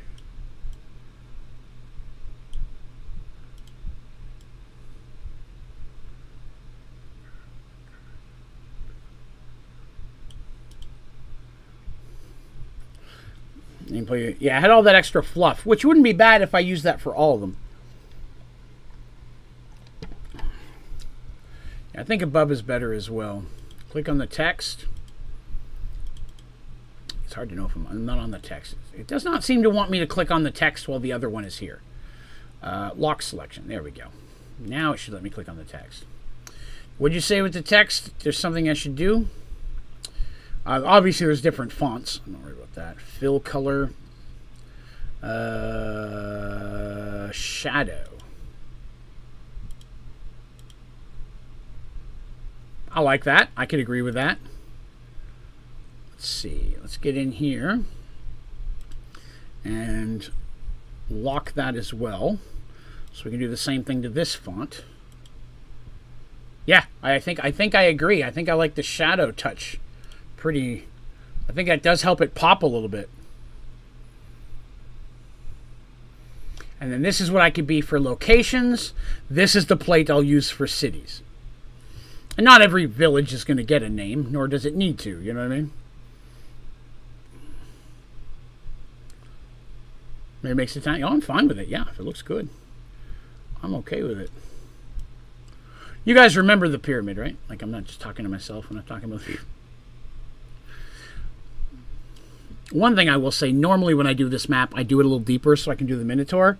And I drew this and got halfway done and realized I didn't leave enough ocean for that. So it's going to have to be its own panel. With a very, I'm probably not going to draw it to scale. I'll probably just do a bigger close-up map of the Minotaur kingdoms. You know what I mean? The Minotaur, Kronayar is 3 islands, all from 3 different worlds. Darshkopia is 4 islands. They don't know if they're all from the world. You're saying not. MT says, might use some of your characters in a homework assignment. He guessed at spelling the gods of chaos and order. Oh. Okay. That's an interesting interesting thing. I like that. Did that for homework, huh? That's flattering. Hey, Buffy, stay right there, sweetie. That makes me want to get that book out and introduce you to the spelling of the gods. Because rarely does anyone get them. Again, Draven, very weird. I'll be the first to accept that. All right, so I'm going to use chat here to type out the names of the gods. Okay? Or I guess, you know what I could do here? Homework you can support? There you go. Here's what I'm going to do. I'm going to put this here in the middle of the map temporarily.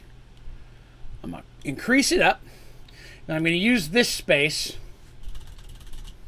to type the different stuff so you can see it. That way, I'm not sure if chat shows up in the recording of this live, so anybody who's watching this later will be able to see it. Manara, goddess of light, the head goddess. Okay? There's Manara. Tavian, her spouse and the god of life or healing. Artemis' god.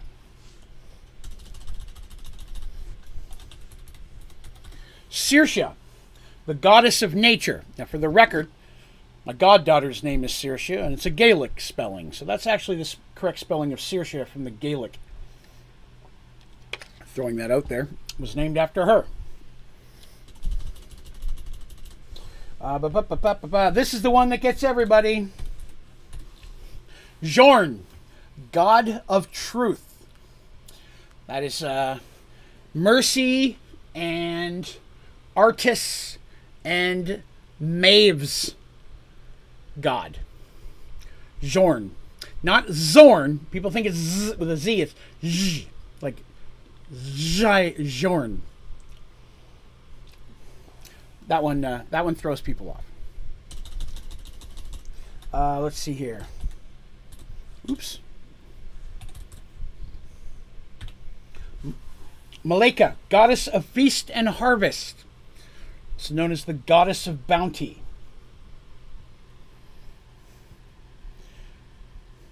Now, Bjorn is Darsh's sidekick, and that's the correct spelling for him. Darsh, the Minotaur Bjorn, that's him. Bjorn is a god. Bjorn was created long before Bjorn was. But yeah, Bjorn the Minotaur, that's, you Panda nailed the spelling, Jorn. And the last god of good, Leiliana, the goddess of song, beauty, and art, one of the favored goddesses of the elves, and also the bard's god. So anybody who is a bard or artist, that's the goddess of inspiration, also known as the Muse, is one of her names. I have nicknames for all of them, like Manara. I'm about to redo all of this to try to convert it to 5th edition, because 5th edition I don't like clerics, and so I'm going to kind of mix them to be a bit more homebrew. Manara is known as the light, the sun, and the bringer. Tavian is known as the father. This is the only other one. Saoirse is the earth mother. Bjorn is known as the hammer. Maleka, goddess is also known as the bounty. Hey, Sky. And the Muse is Leiliana's other name. So just to give you an example of some of the gods of good there. Those are the ones we usually deal with the most in the game.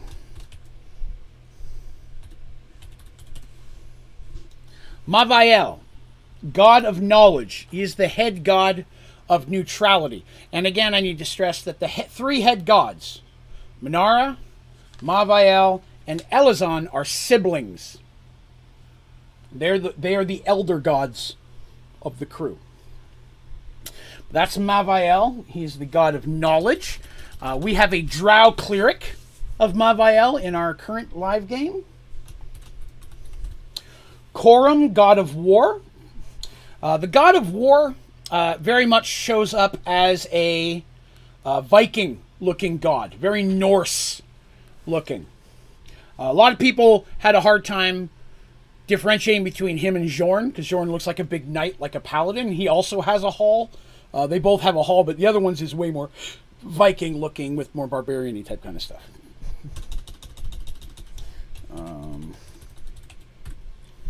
Lestorian, god of business and trade. I'll throw an interesting fact out that I don't know if I've ever told in the story before, but some people have figured out, or have noticed the difference. Every time that the party goes to a town or a city, and I'm naming the different shops that are there. There's so-and-so's leather worker, so-and-so the jewelry, and in named the iron pedal, whatever the case. But there's always a Bertram's All Goods. And my friends, when we first started playing, thought it was just a running gag. Like I was calling that Mergedworlds Walmart. Because how is it that there could be a Bertram's All Goods on all these different worlds that never met before the merge? And at first they thought I was just being silly, but then I kept doing it. And finally, they started asking why. And that's because Bertram's Allgoods, every story, sometimes they're a human, sometimes it's a dwarf or a gnome or even an elf, and they always go by the name Bertram. And they're all clerics of Lestorian. Bertram's Allsgood is basically holy ground for gods of business and trade. It's a title more than it's a name. Bertram's Allgoods. Not all clerics of Lestorian go by the name Bertram. You have a specific job and title if you're that town's Bertram. And it will pass from person to person. Just an interesting little piece of lore that I don't know if I've ever really gone into in the story, because they've never really messed with it much. In Sky, I've been making my own D&D game for years, so I'm making some of the maps of it, and right now we're talking about how to spell and pronounce some of the gods of my world. And I'm going to dedicate an episode of this to just talking about reworking the gods, spells, granted powers, and things. Probably the next one we do is going to be devoted to the gods overall. I'm just covering their names right now. So here's one that we deal with a lot. Kiara, goddess of time. Do I run D&D sessions? Yes, I actually had one this morning. I run a live group every other Thursday, and this is a group I ran. This is a storyline I ran for close to 30 years. Dungeons and Dragons, it's a tabletop role-playing game, TTRPG. Dice, pencils, and written down papers. Sometimes a board and little figures. Kiara, goddess of time, the sands exists within her. Thorin, god of the mountains. He is also going to be the craftsman's god. So while he's very much a dwarven god overall, a lot of smithies, because there's a difference between making a beautiful weapon and making a beautiful statue. Beautiful statue falls under Leiliana, goddess of beauty, song, and art. Beautiful weapons and that type of stuff, that falls under Thorin. Well, I'm talking to you about it on a PC, but we play it not on a PC. They come to my house, sit over on a couch, we roll dice while I tell a story.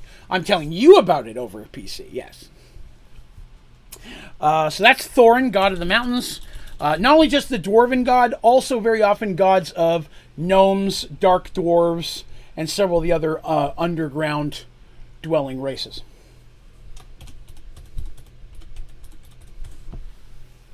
Protovarius, god of worms. That's the dragon's god. Worshipped by, of course, dragons and all those who worship dragons.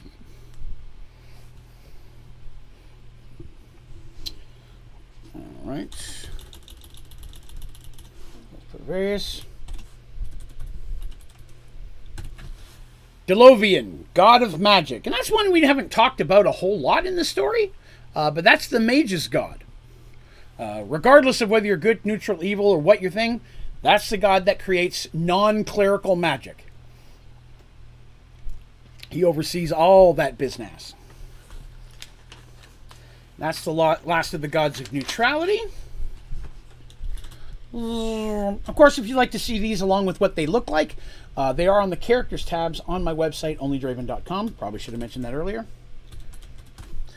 Elizon, god of darkness. So that is the head of evil. Dark again, darkness being the opposite of light. Doesn't always necessarily mean evil. Usually does. Head god of evil. Again, the elder god of that.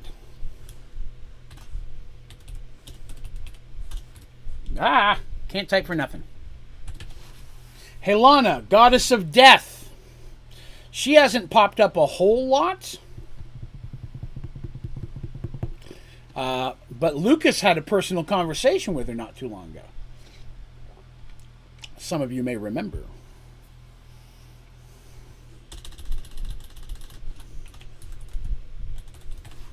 Aquadius, god of the sea. So Saoirse is goddess of nature. Anything that's nature above land, he's basically god of anything nature underwater. It's not only just the seas itself, but everything that's a sea-bearing race. Pandora, goddess of deception. You remember that? Goddess of deception. Now that's a name we get to see a lot now, doesn't it? The cat god as well, but yes. Worshipped by Oromon. Pandora. Just makes sense. It's the deception, the opposite of Jorn, god of truth, where all of mercy worships. Sherek, god of famine and disease.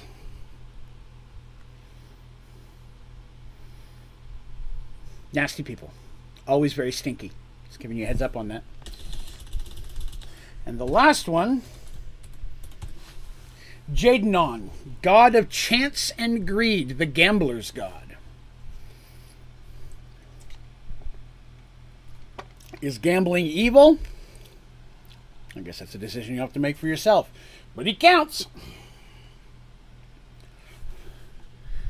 And then one that everybody did like and seems to have done an about face on, Zoltan, demigod known as the Keeper.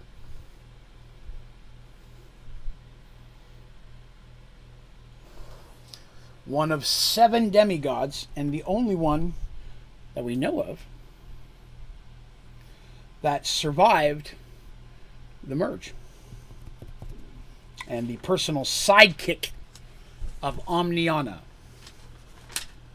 Which was really cool, because Omniana was always in my head, but I couldn't write it out because the people who play with me use this book all the time from the gods, right? From the people who are looking through here, finding out what their skills are and so on. Cross my fingers that we never run in. We'll see. Omnion, the god of chaos. Known as the Disruptor, Yang, or just Chaos.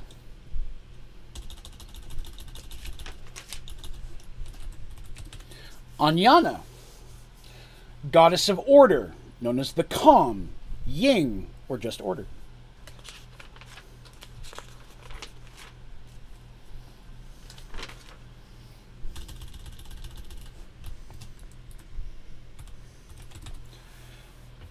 By our powers combined, they are Captain Planet, or in this case, Omniana. 2 gods in one. Buy 1 god, get 1 free.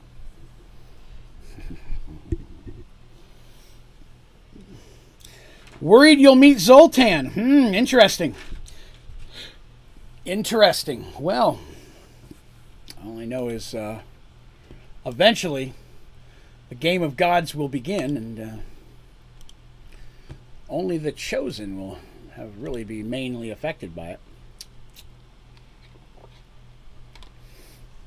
All right. So I'm happy with the packs of wall. Okay, return to my maps. No, stop. Get out of there. You can buy gods. No, but gods usually can find a way to buy you. Whoa, there's a giant Omniana over there. Whoops. Get rid of that. Let me get rid of that before I save real quick. But yeah. So this is the majority of what I was looking for this one. There are a couple little tidbits I should probably add to it. I could add a key, but I really don't feel one's needed in this situation. Most of the time I should be able to explain it to people. So I'm going to leave off a key at this point. I'm just trying to remember where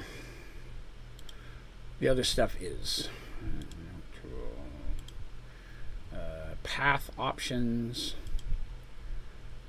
What's this? Filter tool, grid tool. Oh yeah, so the grid tool. This is something that's kind of cool. If I can get it to work. Let me see. Where is it? Show grid. Bam. So that's a grid. So if you wanted to print this out and track characters from one place to another, you can. The grid is more for the other maps I talked about, where it's more zoomed in on an actual dungeon and things. And I'm going to have a lot of those as well. Oh, I'm glad you enjoyed it, Sky. I'm going to start making some of the temples and places that they went into, puzzle dungeons, all that kind of stuff. And those are what I'm thinking about writing into individual adventures and putting up on the website. Those will have maps of the actual dungeon in much better detail than I ever had originally. So I'm pretty excited about that. But yeah, the grid is much more helpful when you're doing it where you actually can... And with those maps, if you wanted, you could print them out and use minis on them to actually do movement. A lot of people like minis. I don't really use them, but a couple of times when it's a real large-scale battle. There is a free version of this. I have the paid version. It's not a program. It's actually a website. You can go there and make maps for free. You just don't get as many assets to work with. But it's called Incarnate. So it's Incarnate, but with a K instead of a C, because it's Inc. Inkarnate. Create fantasy maps online. And they also have some sci-fi options as well. If you want to get in there and make some sci-fi style maps, there are sci-fi TTRPGs as well. Overall, I'm pretty happy with how this turns out. I know it looks like it's very sparse. A lot of the maps are, because there's a lot of areas where there's just nothing in between. That's a side effect of Merged Worlds. It's odd what was taken and what wasn't. Plus, I like to leave some things open for the future, right? Maybe there's some stuff that I want to add in here down the road. Maybe somebody will build something here at some point. This is what it looks like currently. Oh, you're welcome. No problem. No worries. So that's the Valley of Sacrifice, or the Paxawal section of the map. Serenity is directly above it. Oromon to the right. Thorman to the left. And on the Oromon map, you'll also see the Elven section, and Fire Moons is above it. So Serenity and Fire Moon are almost on the same level. They're in the same grid. Fire Moon's a little bit more south, closer to Oromon than Serenity is to Paxawal, but paper-wise, if you were to print them out, where you'd see those. Oromon is huge. And I actually don't have... I know what's west of Oromon, but I've never drawn it out. So I've never gotten that far. So maybe one day, right? I'm excited to see where the story goes. I mean, I already know where it's going to go, but I'm excited to finally tell it. So overall, I'm very happy with that. I was looking at it, I'm like, why does the map look so much bigger than normal? And I realized it's a perfect square. It's not a piece of paper. I'm so used to drawing on a piece of paper that it's always wider than it is taller. I got more on this map than I normally get to. So I'm gonna be able to lay out a little bit there. Hey, no worries, Sky. You have yourself a great one, brother. We'll catch you later. Enjoy your games. We've only got about 30 minutes left on this. So today, again, a lot of it was map making. I wanted to really kind of focus on that. Swear there were keys in here somewhere. So here's that north thing. I should probably put a compass on there, right? Which one do we like? I'm kind of leaning towards this one, right? Because that's north. I could set it here and add something to the map, but it doesn't, I don't have to put it on top of anything, right? What do you guys think? Let me know. Oh, then I shrunk, then I hit it. But, you know, if you need me to unclick so you can look at it again, you let me know. You can draw your own map. You can draw your own crests and stuff. That's pretty cool. Decorations, dragons, and all that kind of stuff. Let's see. I know I saw it yesterday, the place that you can make a key. I don't think I want to make a key. Oh, they've got borders. Simple frame.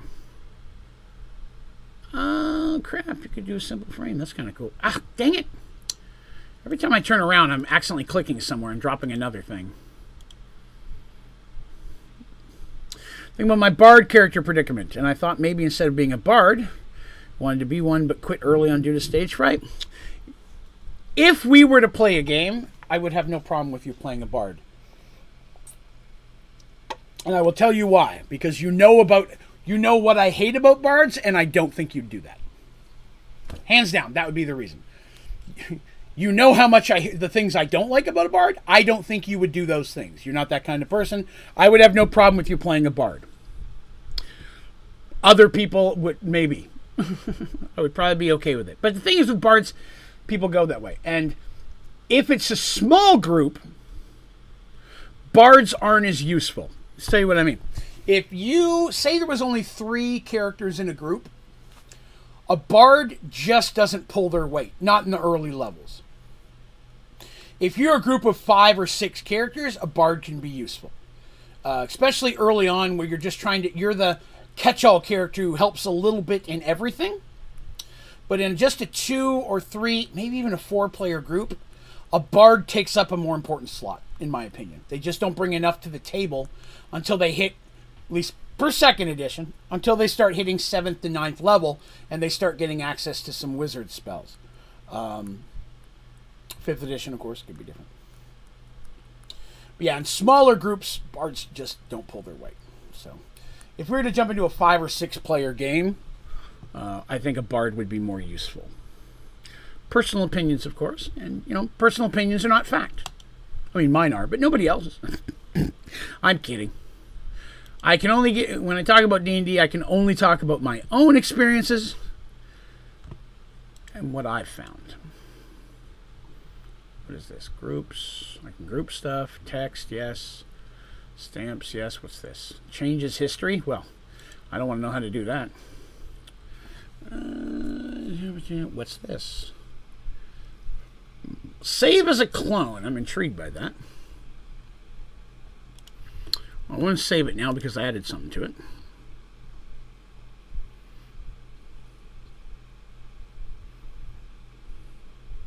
Well, again, it just depends. You know, like I said, in a group of multiple people like that, a lot of bard skills are meant to boost the skills of other people, right? So if a bunch of orcs are running at you and there's 3 of you, you're standing in the back trying to boost 2 people, not going to be that helpful as you just stepping up front and swinging a weapon. But if there are 4 people in front of you and you're in the back boosting 4 people at once, that's pretty helpful, you know? Again, you know, it's something you guys can. You could also consider dual specking. A something bard, a fighter bard. So you have some of their skills and not all of them, and you have some of another class skill and not all of them. Like you did say, a fighter bard, fighter thief, basically. You'd be a fighter with some bard skills, or a mage thief. Mage thieves are probably one of the more common duels, is my opinion. Mage thieves happen a lot. A wizard bard. The only weird thing with a wizard bard is they both get wizard spells, and that's kind of funny. Yeah. There's a difference between dual classing and multi-classing. Now, in 5th edition, I haven't looked into that yet, but based on previous editions, there's a difference between dual classing and multi-classing. Originally, humans could not multi-class, and non-humans could not dual class. Explain the difference. Say you're a warrior. You're a warrior. And you are just a warrior. And you level up and hit a level. Let's say you get to level 7. And you decide, I want to be a wizard. I would like to change I would like to dual spec. I'd like to become a wizard. At that point, you become a level 1 wizard. You still have the hit points and attack bonuses and stuff that you would have being a warrior. Of course, you now can be limited by what weapons you can use because you have to follow a mage's rules. But you are now a level 1 mage, and you will continue to be a level 1 mage, and you lose all of the special abilities of a warrior until you gain the exact same amount of levels as a mage as you did as a warrior. So now when you get level 7, you get the best of both. But when you level from that point on, you will be leveling only as a mage. Once you dual class, whatever your original class is, it will never gain in level again. A multi-class character starts at level 1 of all 2 or 3 classes at once. You can be 3 classes. Most people don't allow 4. I don't. But if you want to be a 3-level class, you can. Most people play a 2. And in most situations, you get the best of each class with the limitations of all. So if you take a fighter mage thief, one of the most common ones that I've ever seen, you have a fighter, you've got the melee bonuses of a warrior, the dexterity bonuses of a rogue, and the weapon limitations of a mage. So I'm really strong, I'm really fast, and I can only use a stick or a dagger. It's just one of those kind of things, you know what I mean? So when you roll hit points, you roll, when you get a level as your warrior, you would roll your warrior hit points. And if you're a dual class, if you're multi-class but 2 classes, you then divide it by 2, and that's what you get. And when your mage gets his, you roll a mage dice, which is only a 4-sided versus the 10-sided of a warrior. So I roll my 10-sided for a warrior, and I get an 8. I get 4 of those. Now I'm a mage. I roll. I get a 3. Round up. I would get 2 of those. We add those together, I got 6.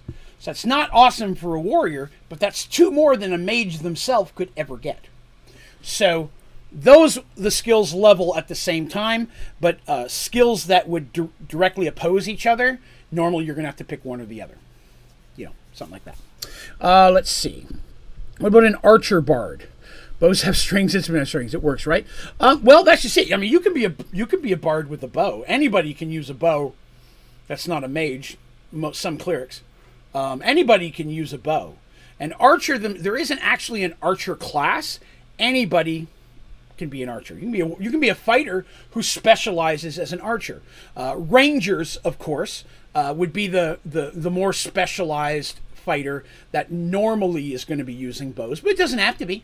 I've had people who are a warrior, just straight up warrior, who really used bows. And they stood in the back, and they got all the strength bonuses. And if you're using a composite bow, which is a more expensive bow, it's harder to pull back. But because of that, your strength bonus actually counts towards your weapon damage. So it's like, here's a bow that the average person couldn't pull back. But because you can, and it's going to fling it even harder, you get to do more damage because your strength is added to it. Same as if you throw a dagger. And you're a warrior who's a knife fighter who specializes there, you can add sometimes your strength dex to throwing a dagger. Because a gnome throws a dagger, hits you in the chest, oh, that hurts. A minotaur warrior hits you in the chest, you may flip backwards, right? So you got to imagine that's going to do more damage. It cut you and broke a rib, you know. So there's kind of those things. So again, you can be a bard who's primarily an archer. You could still sit in the back and shoot and have archers and have bard skills. So again, you could be a bard who still gets up and fights things. You can be a useful bard. In my experience, most people don't. They sit in the back and try to play their lute and sing a song because those are the cool bard abilities, and they're just not helpful in early level small groups. I had to go back and show my son the spelling. He spelled them all right. That's awesome. Kudos to your kid, dude. That's boss. What edition are we talking again? I'm talking primarily 2nd edition. That's what I've played for years. I am learning, and my current group is playing 5th edition, but I'm having to homebrew it. If you're not sure what homebrew means, it can be 2 different things. More commonly, homebrewing means that you're playing on a world that was created by your DM, like Mergedworlds. Okay? In Dungeons & Dragons, there are worlds that already exist that have vastly more lore than ever I've even put together, hundreds of novels, specific D&D books for them.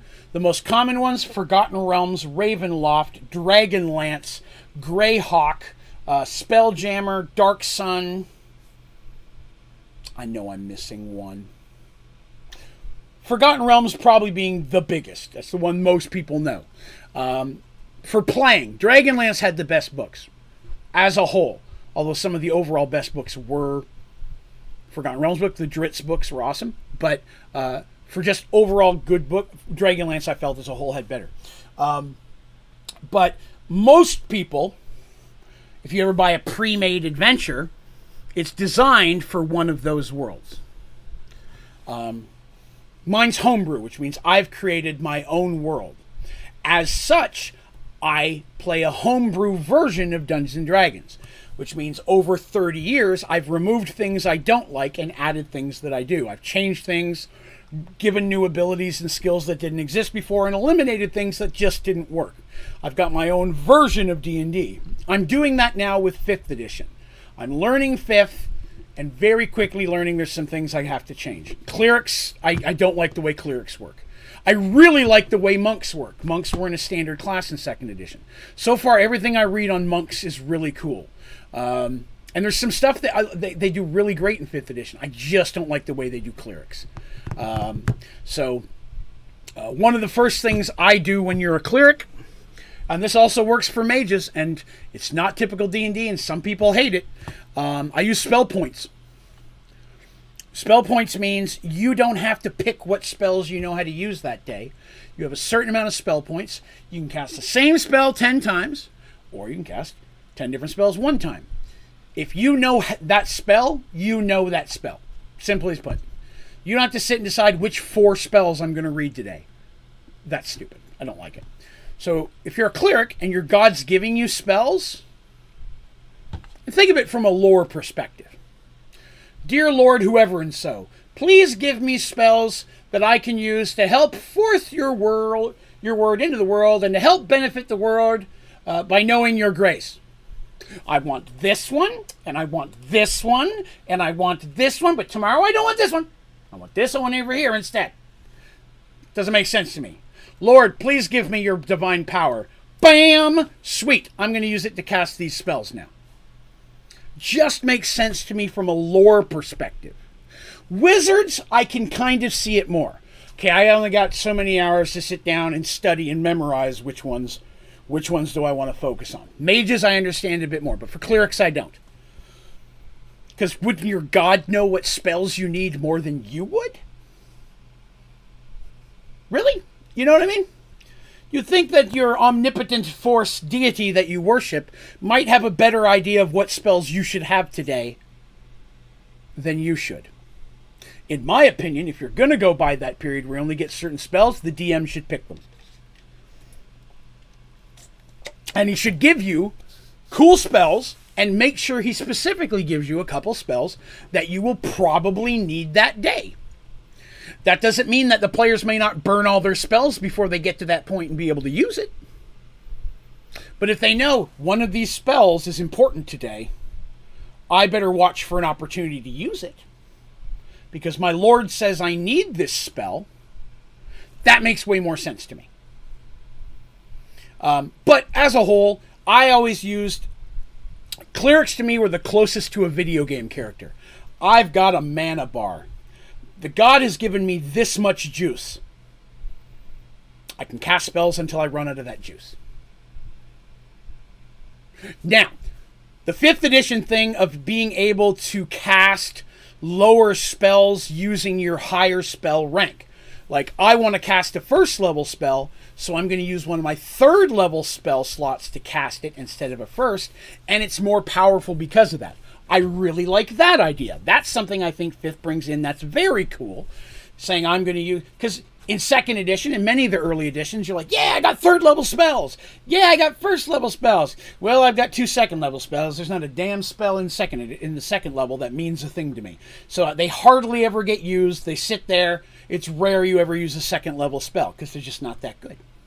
But if I can be like, oh, I can use that 2nd level spell to now cast a 1st level a little bit better, that works for me. Again, that's the god saying, here's your battery for the day. Use it how you need. When the battery's drained, you got to worship again and I'll fill it back up. And this battery will work for you to run these level spells and down. But if you work hard, I'll give you a battery that can now cast 4th level spells, 5th level spells. You earn that. Your experience, I'm giving you a battery that now can power higher level spells. Or you can do more of the little ones. That makes sense to me. I really like that part, but I don't like the having to pick spells. From a lore perspective, it doesn't make sense that I would tell my god what spells I want him to give me today. Mages, I can see it, but I still hate that too. So mages know all their spells. That's just a thing that I do. Some people think it's overpowered. That's fine. I've never had a player unhappy that they get to use any spell of theirs that they owned. So we use spell points, and that's what we've converted to in the group. I started doing it their way to see if it worked. Man, it just cuts into your playtime so much. Okay, guys, let's all sit down and figure out. The group we're playing is 2 clerics and a monk. So I've got 2 of my 3 characters have to sit down every day and figure out what spells they want to have. That's time consuming. We could be playing the game and having fun. You know what I mean? So there's that. I know I missed some stuff there. I apologize on a bit of a tangent. Let me finish here. Specific classes, they're better at being archers. Bard being one of them if you pick the right subclass because you can go to a dex build. Should be an episode of Behind the Dice where you go into details about why you do and don't like certain classes. I'd be happy to, yeah. And again, I'm just learning 5th edition, right? Again, I have a huge backlog of knowledge on 2 systems. 1st edition and 2nd edition. And of that 30 years, 27 of it was 2nd edition. I don't even remember part of the 1st edition. It's been so long. 1.5 was in there, but that was very small. It's just one of those things where I want you to be able to play the game and have fun. You know? I don't want you to have to sit there and calculate 15 minutes at the beginning of every day what spells you need. Especially if, as a DM, nothing's going to happen today. I can't tell you that. You know what I mean? Maybe you're going to do some chatting. Maybe you're going to do some mystery things. But you're not going to need a spell today. Why do I want to sit and let 2 and 3 characters devote 15 to 20 minutes to deciding which spell? Well, you take this spell and I'll take this spell in case this happens. Nobody casts a spell that day. That's just so much wasted time. You can cast every spell you know, but you can cast this many of them first, this many of them second, this many of them third. I really do like the cantrip thing. That did not exist in 2nd edition. I love cantrips. In 2nd edition, what I used to do is that every person, as a wizard, let me do this. Clerics and cantrips, I don't care about that. They already get access to a bunch of spells the way I'm giving you access to spells, right?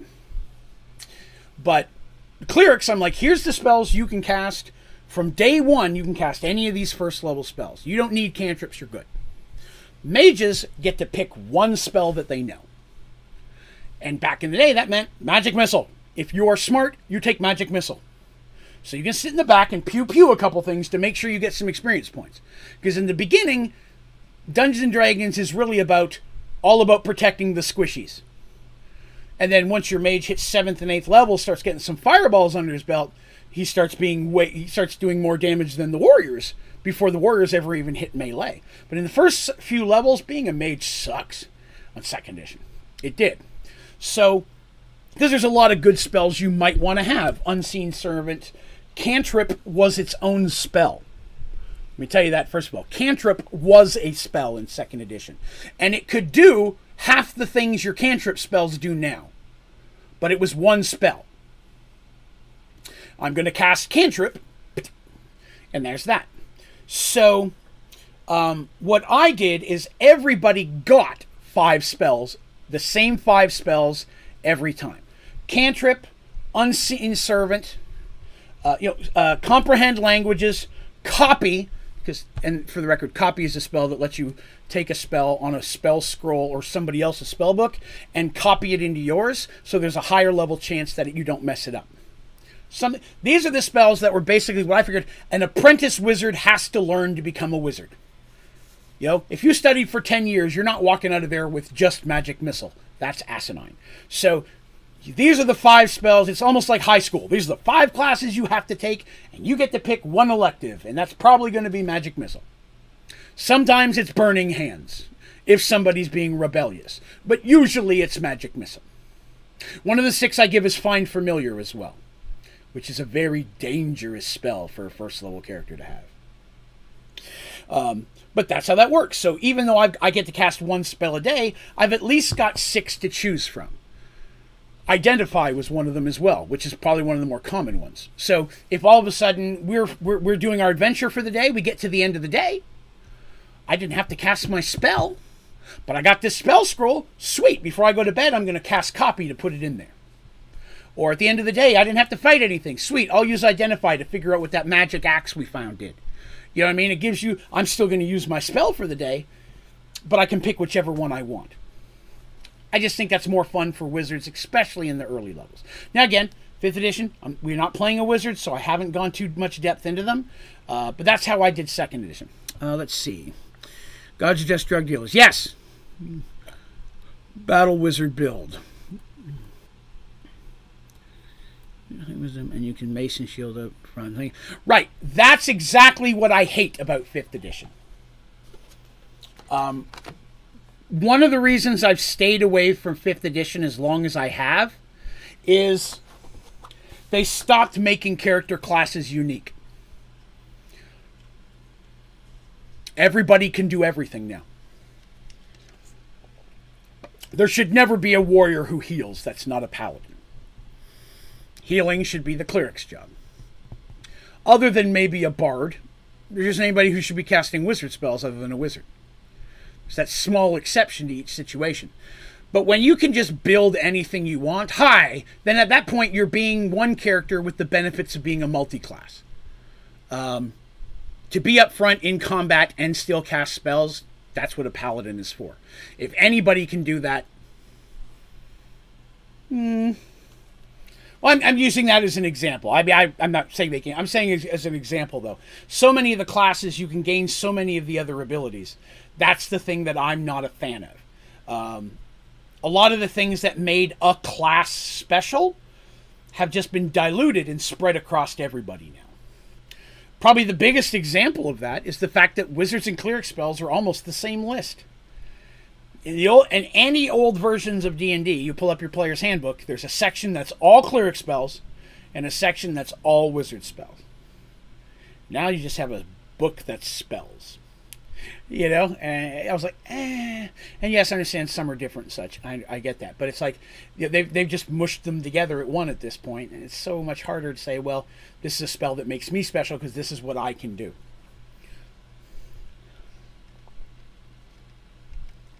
But again, that's me. That's me. I love Magic the Gathering. I love Magic the Gathering. I really do.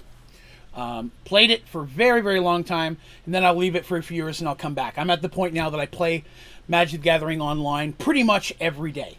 I get through and I do my daily quests and such, and have a lot of fun with it. I played World of Warcraft for a very long time. Very long time. I mention these things because in my mind, the problem that those games have is the same problem that D&D is getting. And that's where everybody can do everything. When I first started playing Magic the Gathering, if you wanted to have a counterspell, you had to have blue in your deck. You know, if you wanted to have something that auto-killed, it had to be white or black. Direct cheese damage, fireballs, things that do direct damage, you had to play red. And it was up to you to decide, okay, I want to build a deck, 1 or 2 colors. What 2 areas of ability are more important to me? I'm going to sacrifice the ability to cast a fireball so that I have the ability to counterspell. And now every type of spell can be played by every type of deck. World of Warcraft, same situation. It got to the point where every character class can heal or cast spells in some way. It got to the point where it took away what your class was. Being a class didn't matter anymore. It's just each class was what selection of heals, attacks, and buffs do you get. Everybody gets a heal, attack, and a buff. You have a different name for which grouping they are. It took away some of what I thought was the fun part of role-playing your character. And that's kind of what I feel like D&D has become to a degree. That it's, hey, we're going to make it like a video game. Where everybody can have everything at least a little bit. And everything's on autopilot. D20 system took away most of the math in the game because they decided people weren't good enough to do math. People like, it's faster this way. It's really not. Played 2nd edition for years. There's something called THAC0. I love THAC0. 5th edition doesn't have THAC0 anymore. And THAC0, per se, is how you calculated your combat. And there was some pluses and minuses and such, but you wrote them down on your paper when you got your stuff, and you knew that all the time. You didn't have to worry about it. And then, oh, well, there you go. Elemental Dad, you've hit the nail on the head for me. Hit the nail on the head for me. I understand why anyone can do or why you say anyone can do anything, but it's very specific things players have to do and take or sacrifice to get the build they want. I agree with you 1,000,000%, which is why 5th edition is so much more popular with power gamers. Because 5th edition really promotes and benefits min-maxing. Min-maxing is taking the most beneficial stuff while sacrificing the least amount of things. It's all about finding a way of getting the most power, not the most fun build, not the best build to role play or to build a cool character. It is to be able to do the damage or do the damage and heal. It's less about building a character for who the character is and more about building the character for what their abilities are. And even at least in my little experience, I'm not saying my group has done that or every group does that, but the game is really set up to benefit that type of playing. Where now I'm going to take this build and I'm going to look and what do I have to sacrifice to get this, and you're doing this, but it's all ability based. To get this ability and to be able to do that, it's all ability based. None of it's role playing based. Where I felt some of the older editions, the limitations of what you can do, here's what you can do. Okay, cool. Now everything beyond that's up to me to make the character interesting. It's up to me to find a way to make that work for what I want my character to be able to do. Band, I think you should learn 5th anyways. Again, I can only speak of my own experience, right? And again, I'll be the first one to say I'm very, very often resistant to change. I'm not a person who likes change very much, and I played 2nd edition a long time. So I'm sure my view of that's tainted because I have so much experience with 2nd. Somebody who played 5th first and then learned 2nd may completely disagree with me. It's just, you know, it's kind of like I talk about ME systems. I don't like them, but I think you should make one because you might like them. Just because I don't like them doesn't mean you won't, so you should try it, and you may like it better. Again, I never spout facts, only opinions. That's all I can give. People new to the game looked at the PS3 for that edition. It was like, wow, so much math. Well, that's true. You know, Elemental, I would agree with you 100%. There are a lot of people who looked at the game and said, oh, damn, I have to think. I'm not interested. I'm going to go back and play a video game where I've got 4 buttons to press. And so they started doing that for D&D. They started like, how can we make this where all you have to do is hit a button and go forward? Do all the math for you. Make it so everybody has the same stuff. So you don't have to learn anything individual, skill-wise. And in fact, I was an armor class and such. For your current play, I will check that out right after the stream. Mostly because this is the first time I've ever streamed something that wasn't a game. And I don't want to accidentally try to open something up and something pop on screen that shouldn't. Nothing inappropriate, but I don't need my bank account popping up. You know what I mean? So, till I get a little bit more comfortable. So I got 2 monitors, and on the left I've got all my other stuff. If I click on something, open as a new tab, it may pop up over here, and then everybody sees it. And I don't need the last page, my bank popping up on there kind of thing. So I will look at it right after the stream until I feel a little more comfortable with how this works, right? This is the first time I've ever captured just a desktop window. And I even went in and removed all my tabs off the top just so nothing looked funky. Took me a minute to get that working on one and not the other. Again, I like using games. Sometimes not that computer. I just haven't had to mess with it, right? That kind of a thing. But again, even with 5th edition, like I said, there are a lot of things just in the short time period I played 5th that I really do like. A lot of the things that we homebrewed to make better are now just official rules. Because so many people throughout the years have had the same idea, well, that sucks, we're going to do it this way, that everybody was like, well, yeah, that's right, that's how we're going to fix it. They fixed a lot of the problems of the older one. And I do applaud that. Like I said, there are things in 5th that I really like. I like the cantrip idea. The cantrip idea is a great way of solving that. You get certain stuff, especially with the whole you can cast that as many times as you want thing. That's awesome. Because again, you spent 10 years training to be a mage. Here's a guy who spent 10 years training to stab with a sword. I got one spell. He can pick up a sword, his axe, his dagger. It's like, come on now. I should be able to do more than one spell a day. So cantrip is a great idea. I really like that. Some of the way progression works. I like the way a lot of the monk stuff works. They've really simplified backgrounds with the whole backgrounds thing, where it's like, I click this and it tells me what kind of a person I was. Wasn't real big on that. Again, it's you not having to create any of the actual role-playing stuff. It's more focused on creating the technical side of what spells and abilities you want your character to have. Like I said, second edition worked a little differently. There's weapon proficiencies and there's non-weapon proficiencies. You got certain points every so many levels and when you first start out. And a weapon proficiency means you get to pick which weapons you can use. If I'm a warrior, I have 4 weapon proficiencies. I take longsword, dagger, battle axe, and throwing axe. Okay, cool. I'm a mage. I get 1 because I spent all my time learning how to cast spells. So I pick staff or dagger. If I'm a cleric, I have half as much because I also spend half my time fighting and half my time learning spells and such. So I can take a warhammer and a sling, something of that nature. But when you take a class and it now says you know how to use all of these weapons and you know how to use this armor. I hate that clerics wear armor now. It just irritates the living shit out of me. Only from the point of, if I'm a cleric casting a spell, or I'm a mage casting a spell, it's always been a mage can't cast a spell wearing armor because it slows down his ability to do so, and the movements and things that are needing inhibits the magic. The same shit should apply for clerics. Mages and clerics wear robes. That's how you know they're a mage or a cleric.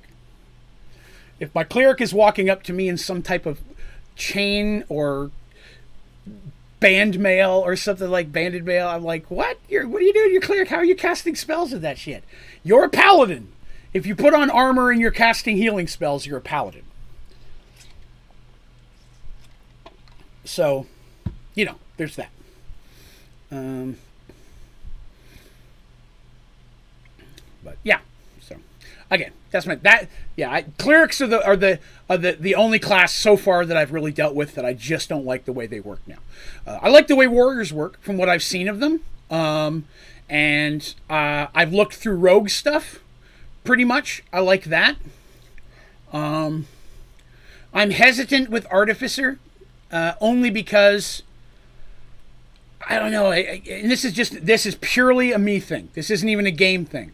I don't like steampunk stuff in my fantasy.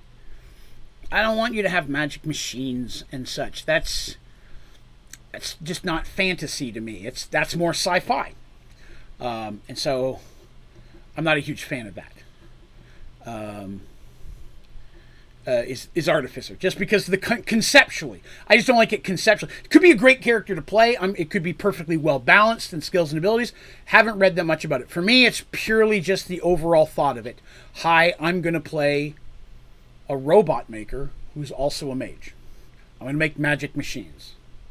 I'm going to try to work some in to my stories just to see if I can make them fit. But again, it's sci-fi in my fantasy. And it's not like getting peanut butter in my chocolate. It doesn't taste that good. Steampunk stuff looks cool as shit, though. I'll say that. I love the way steampunk stuff looks. My wife did a steampunk costume for Halloween last year or the year before. It looked badass. I love the way steampunk stuff looks. I just don't want it in my fantasy. So yeah, I'm a little hesitant on that class. And I'm a little hesitant on Dragonborn, because again, it seems like a character class that's been created for people who don't think regular characters are strong enough. So now I want someone who's even stronger. Never been a huge fan of the Dragonborn concept. Even before 5th came out. Again, that's the thing that's conceptually for me. Not a fan of the Dragonborn idea. Not a fan of Artificers. But I'm glad they made Monk back. Monk was a main character class in 1st edition and was not in 2nd. I did very little anything with 3, 3.5, or 4. So I don't know if it was in there, to be honest. But on the 5th level, so far, what I'm seeing with the Monk has been pretty cool. I don't find it overpowered, except for the jumping thing. That's not jumping at that point, and the running on walls thing. This is fantasy, not anime. Calm your shit down a little bit. That's probably the only. I'm not a big fan of that. The whole I can run on walls, run on water, and jump 100 freaking feet in the air. A monk does not make you have frog legs. But other than that, I like everything else about it. And we're going to hodgepodge that a little bit with a little bit more of what the Ninjas kit was. It's 2nd edition.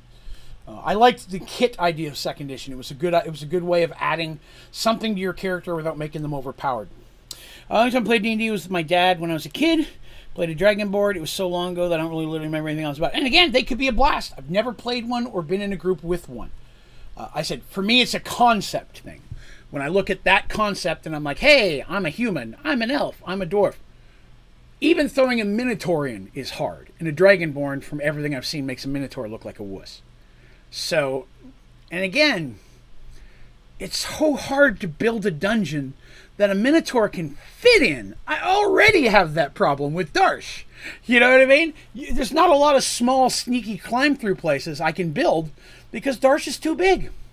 Dragonborn are bigger. How am I going to squeeze a Dragonborn through a small crack in a wall? I can't do it. So, there's that. But yeah, I had some struggle. I've always liked Minotaur. Again, I'm a big Dragonlance guy.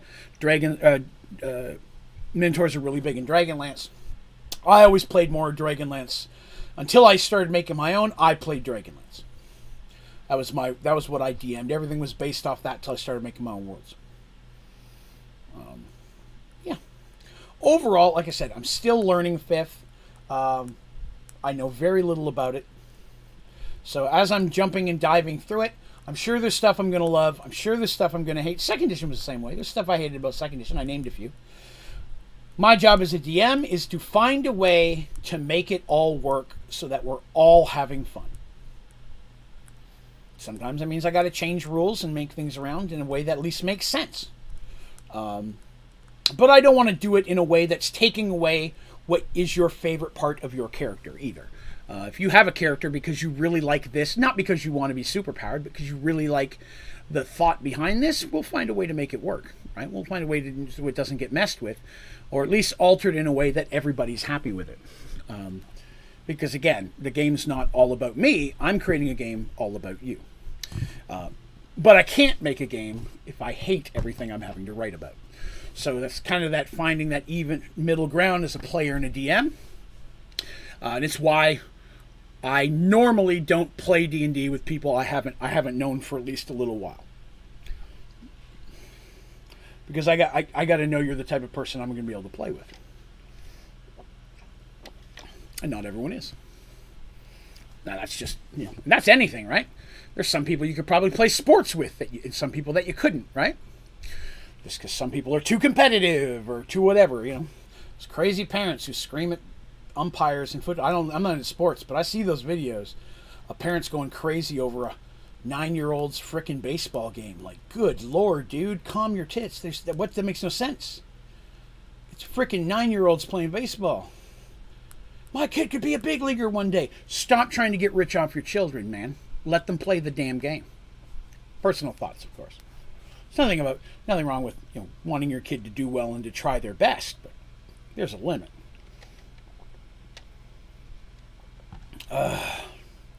Ancient dragon in human form. All workplaces with the dragonborn workers instead of humans. Gotcha.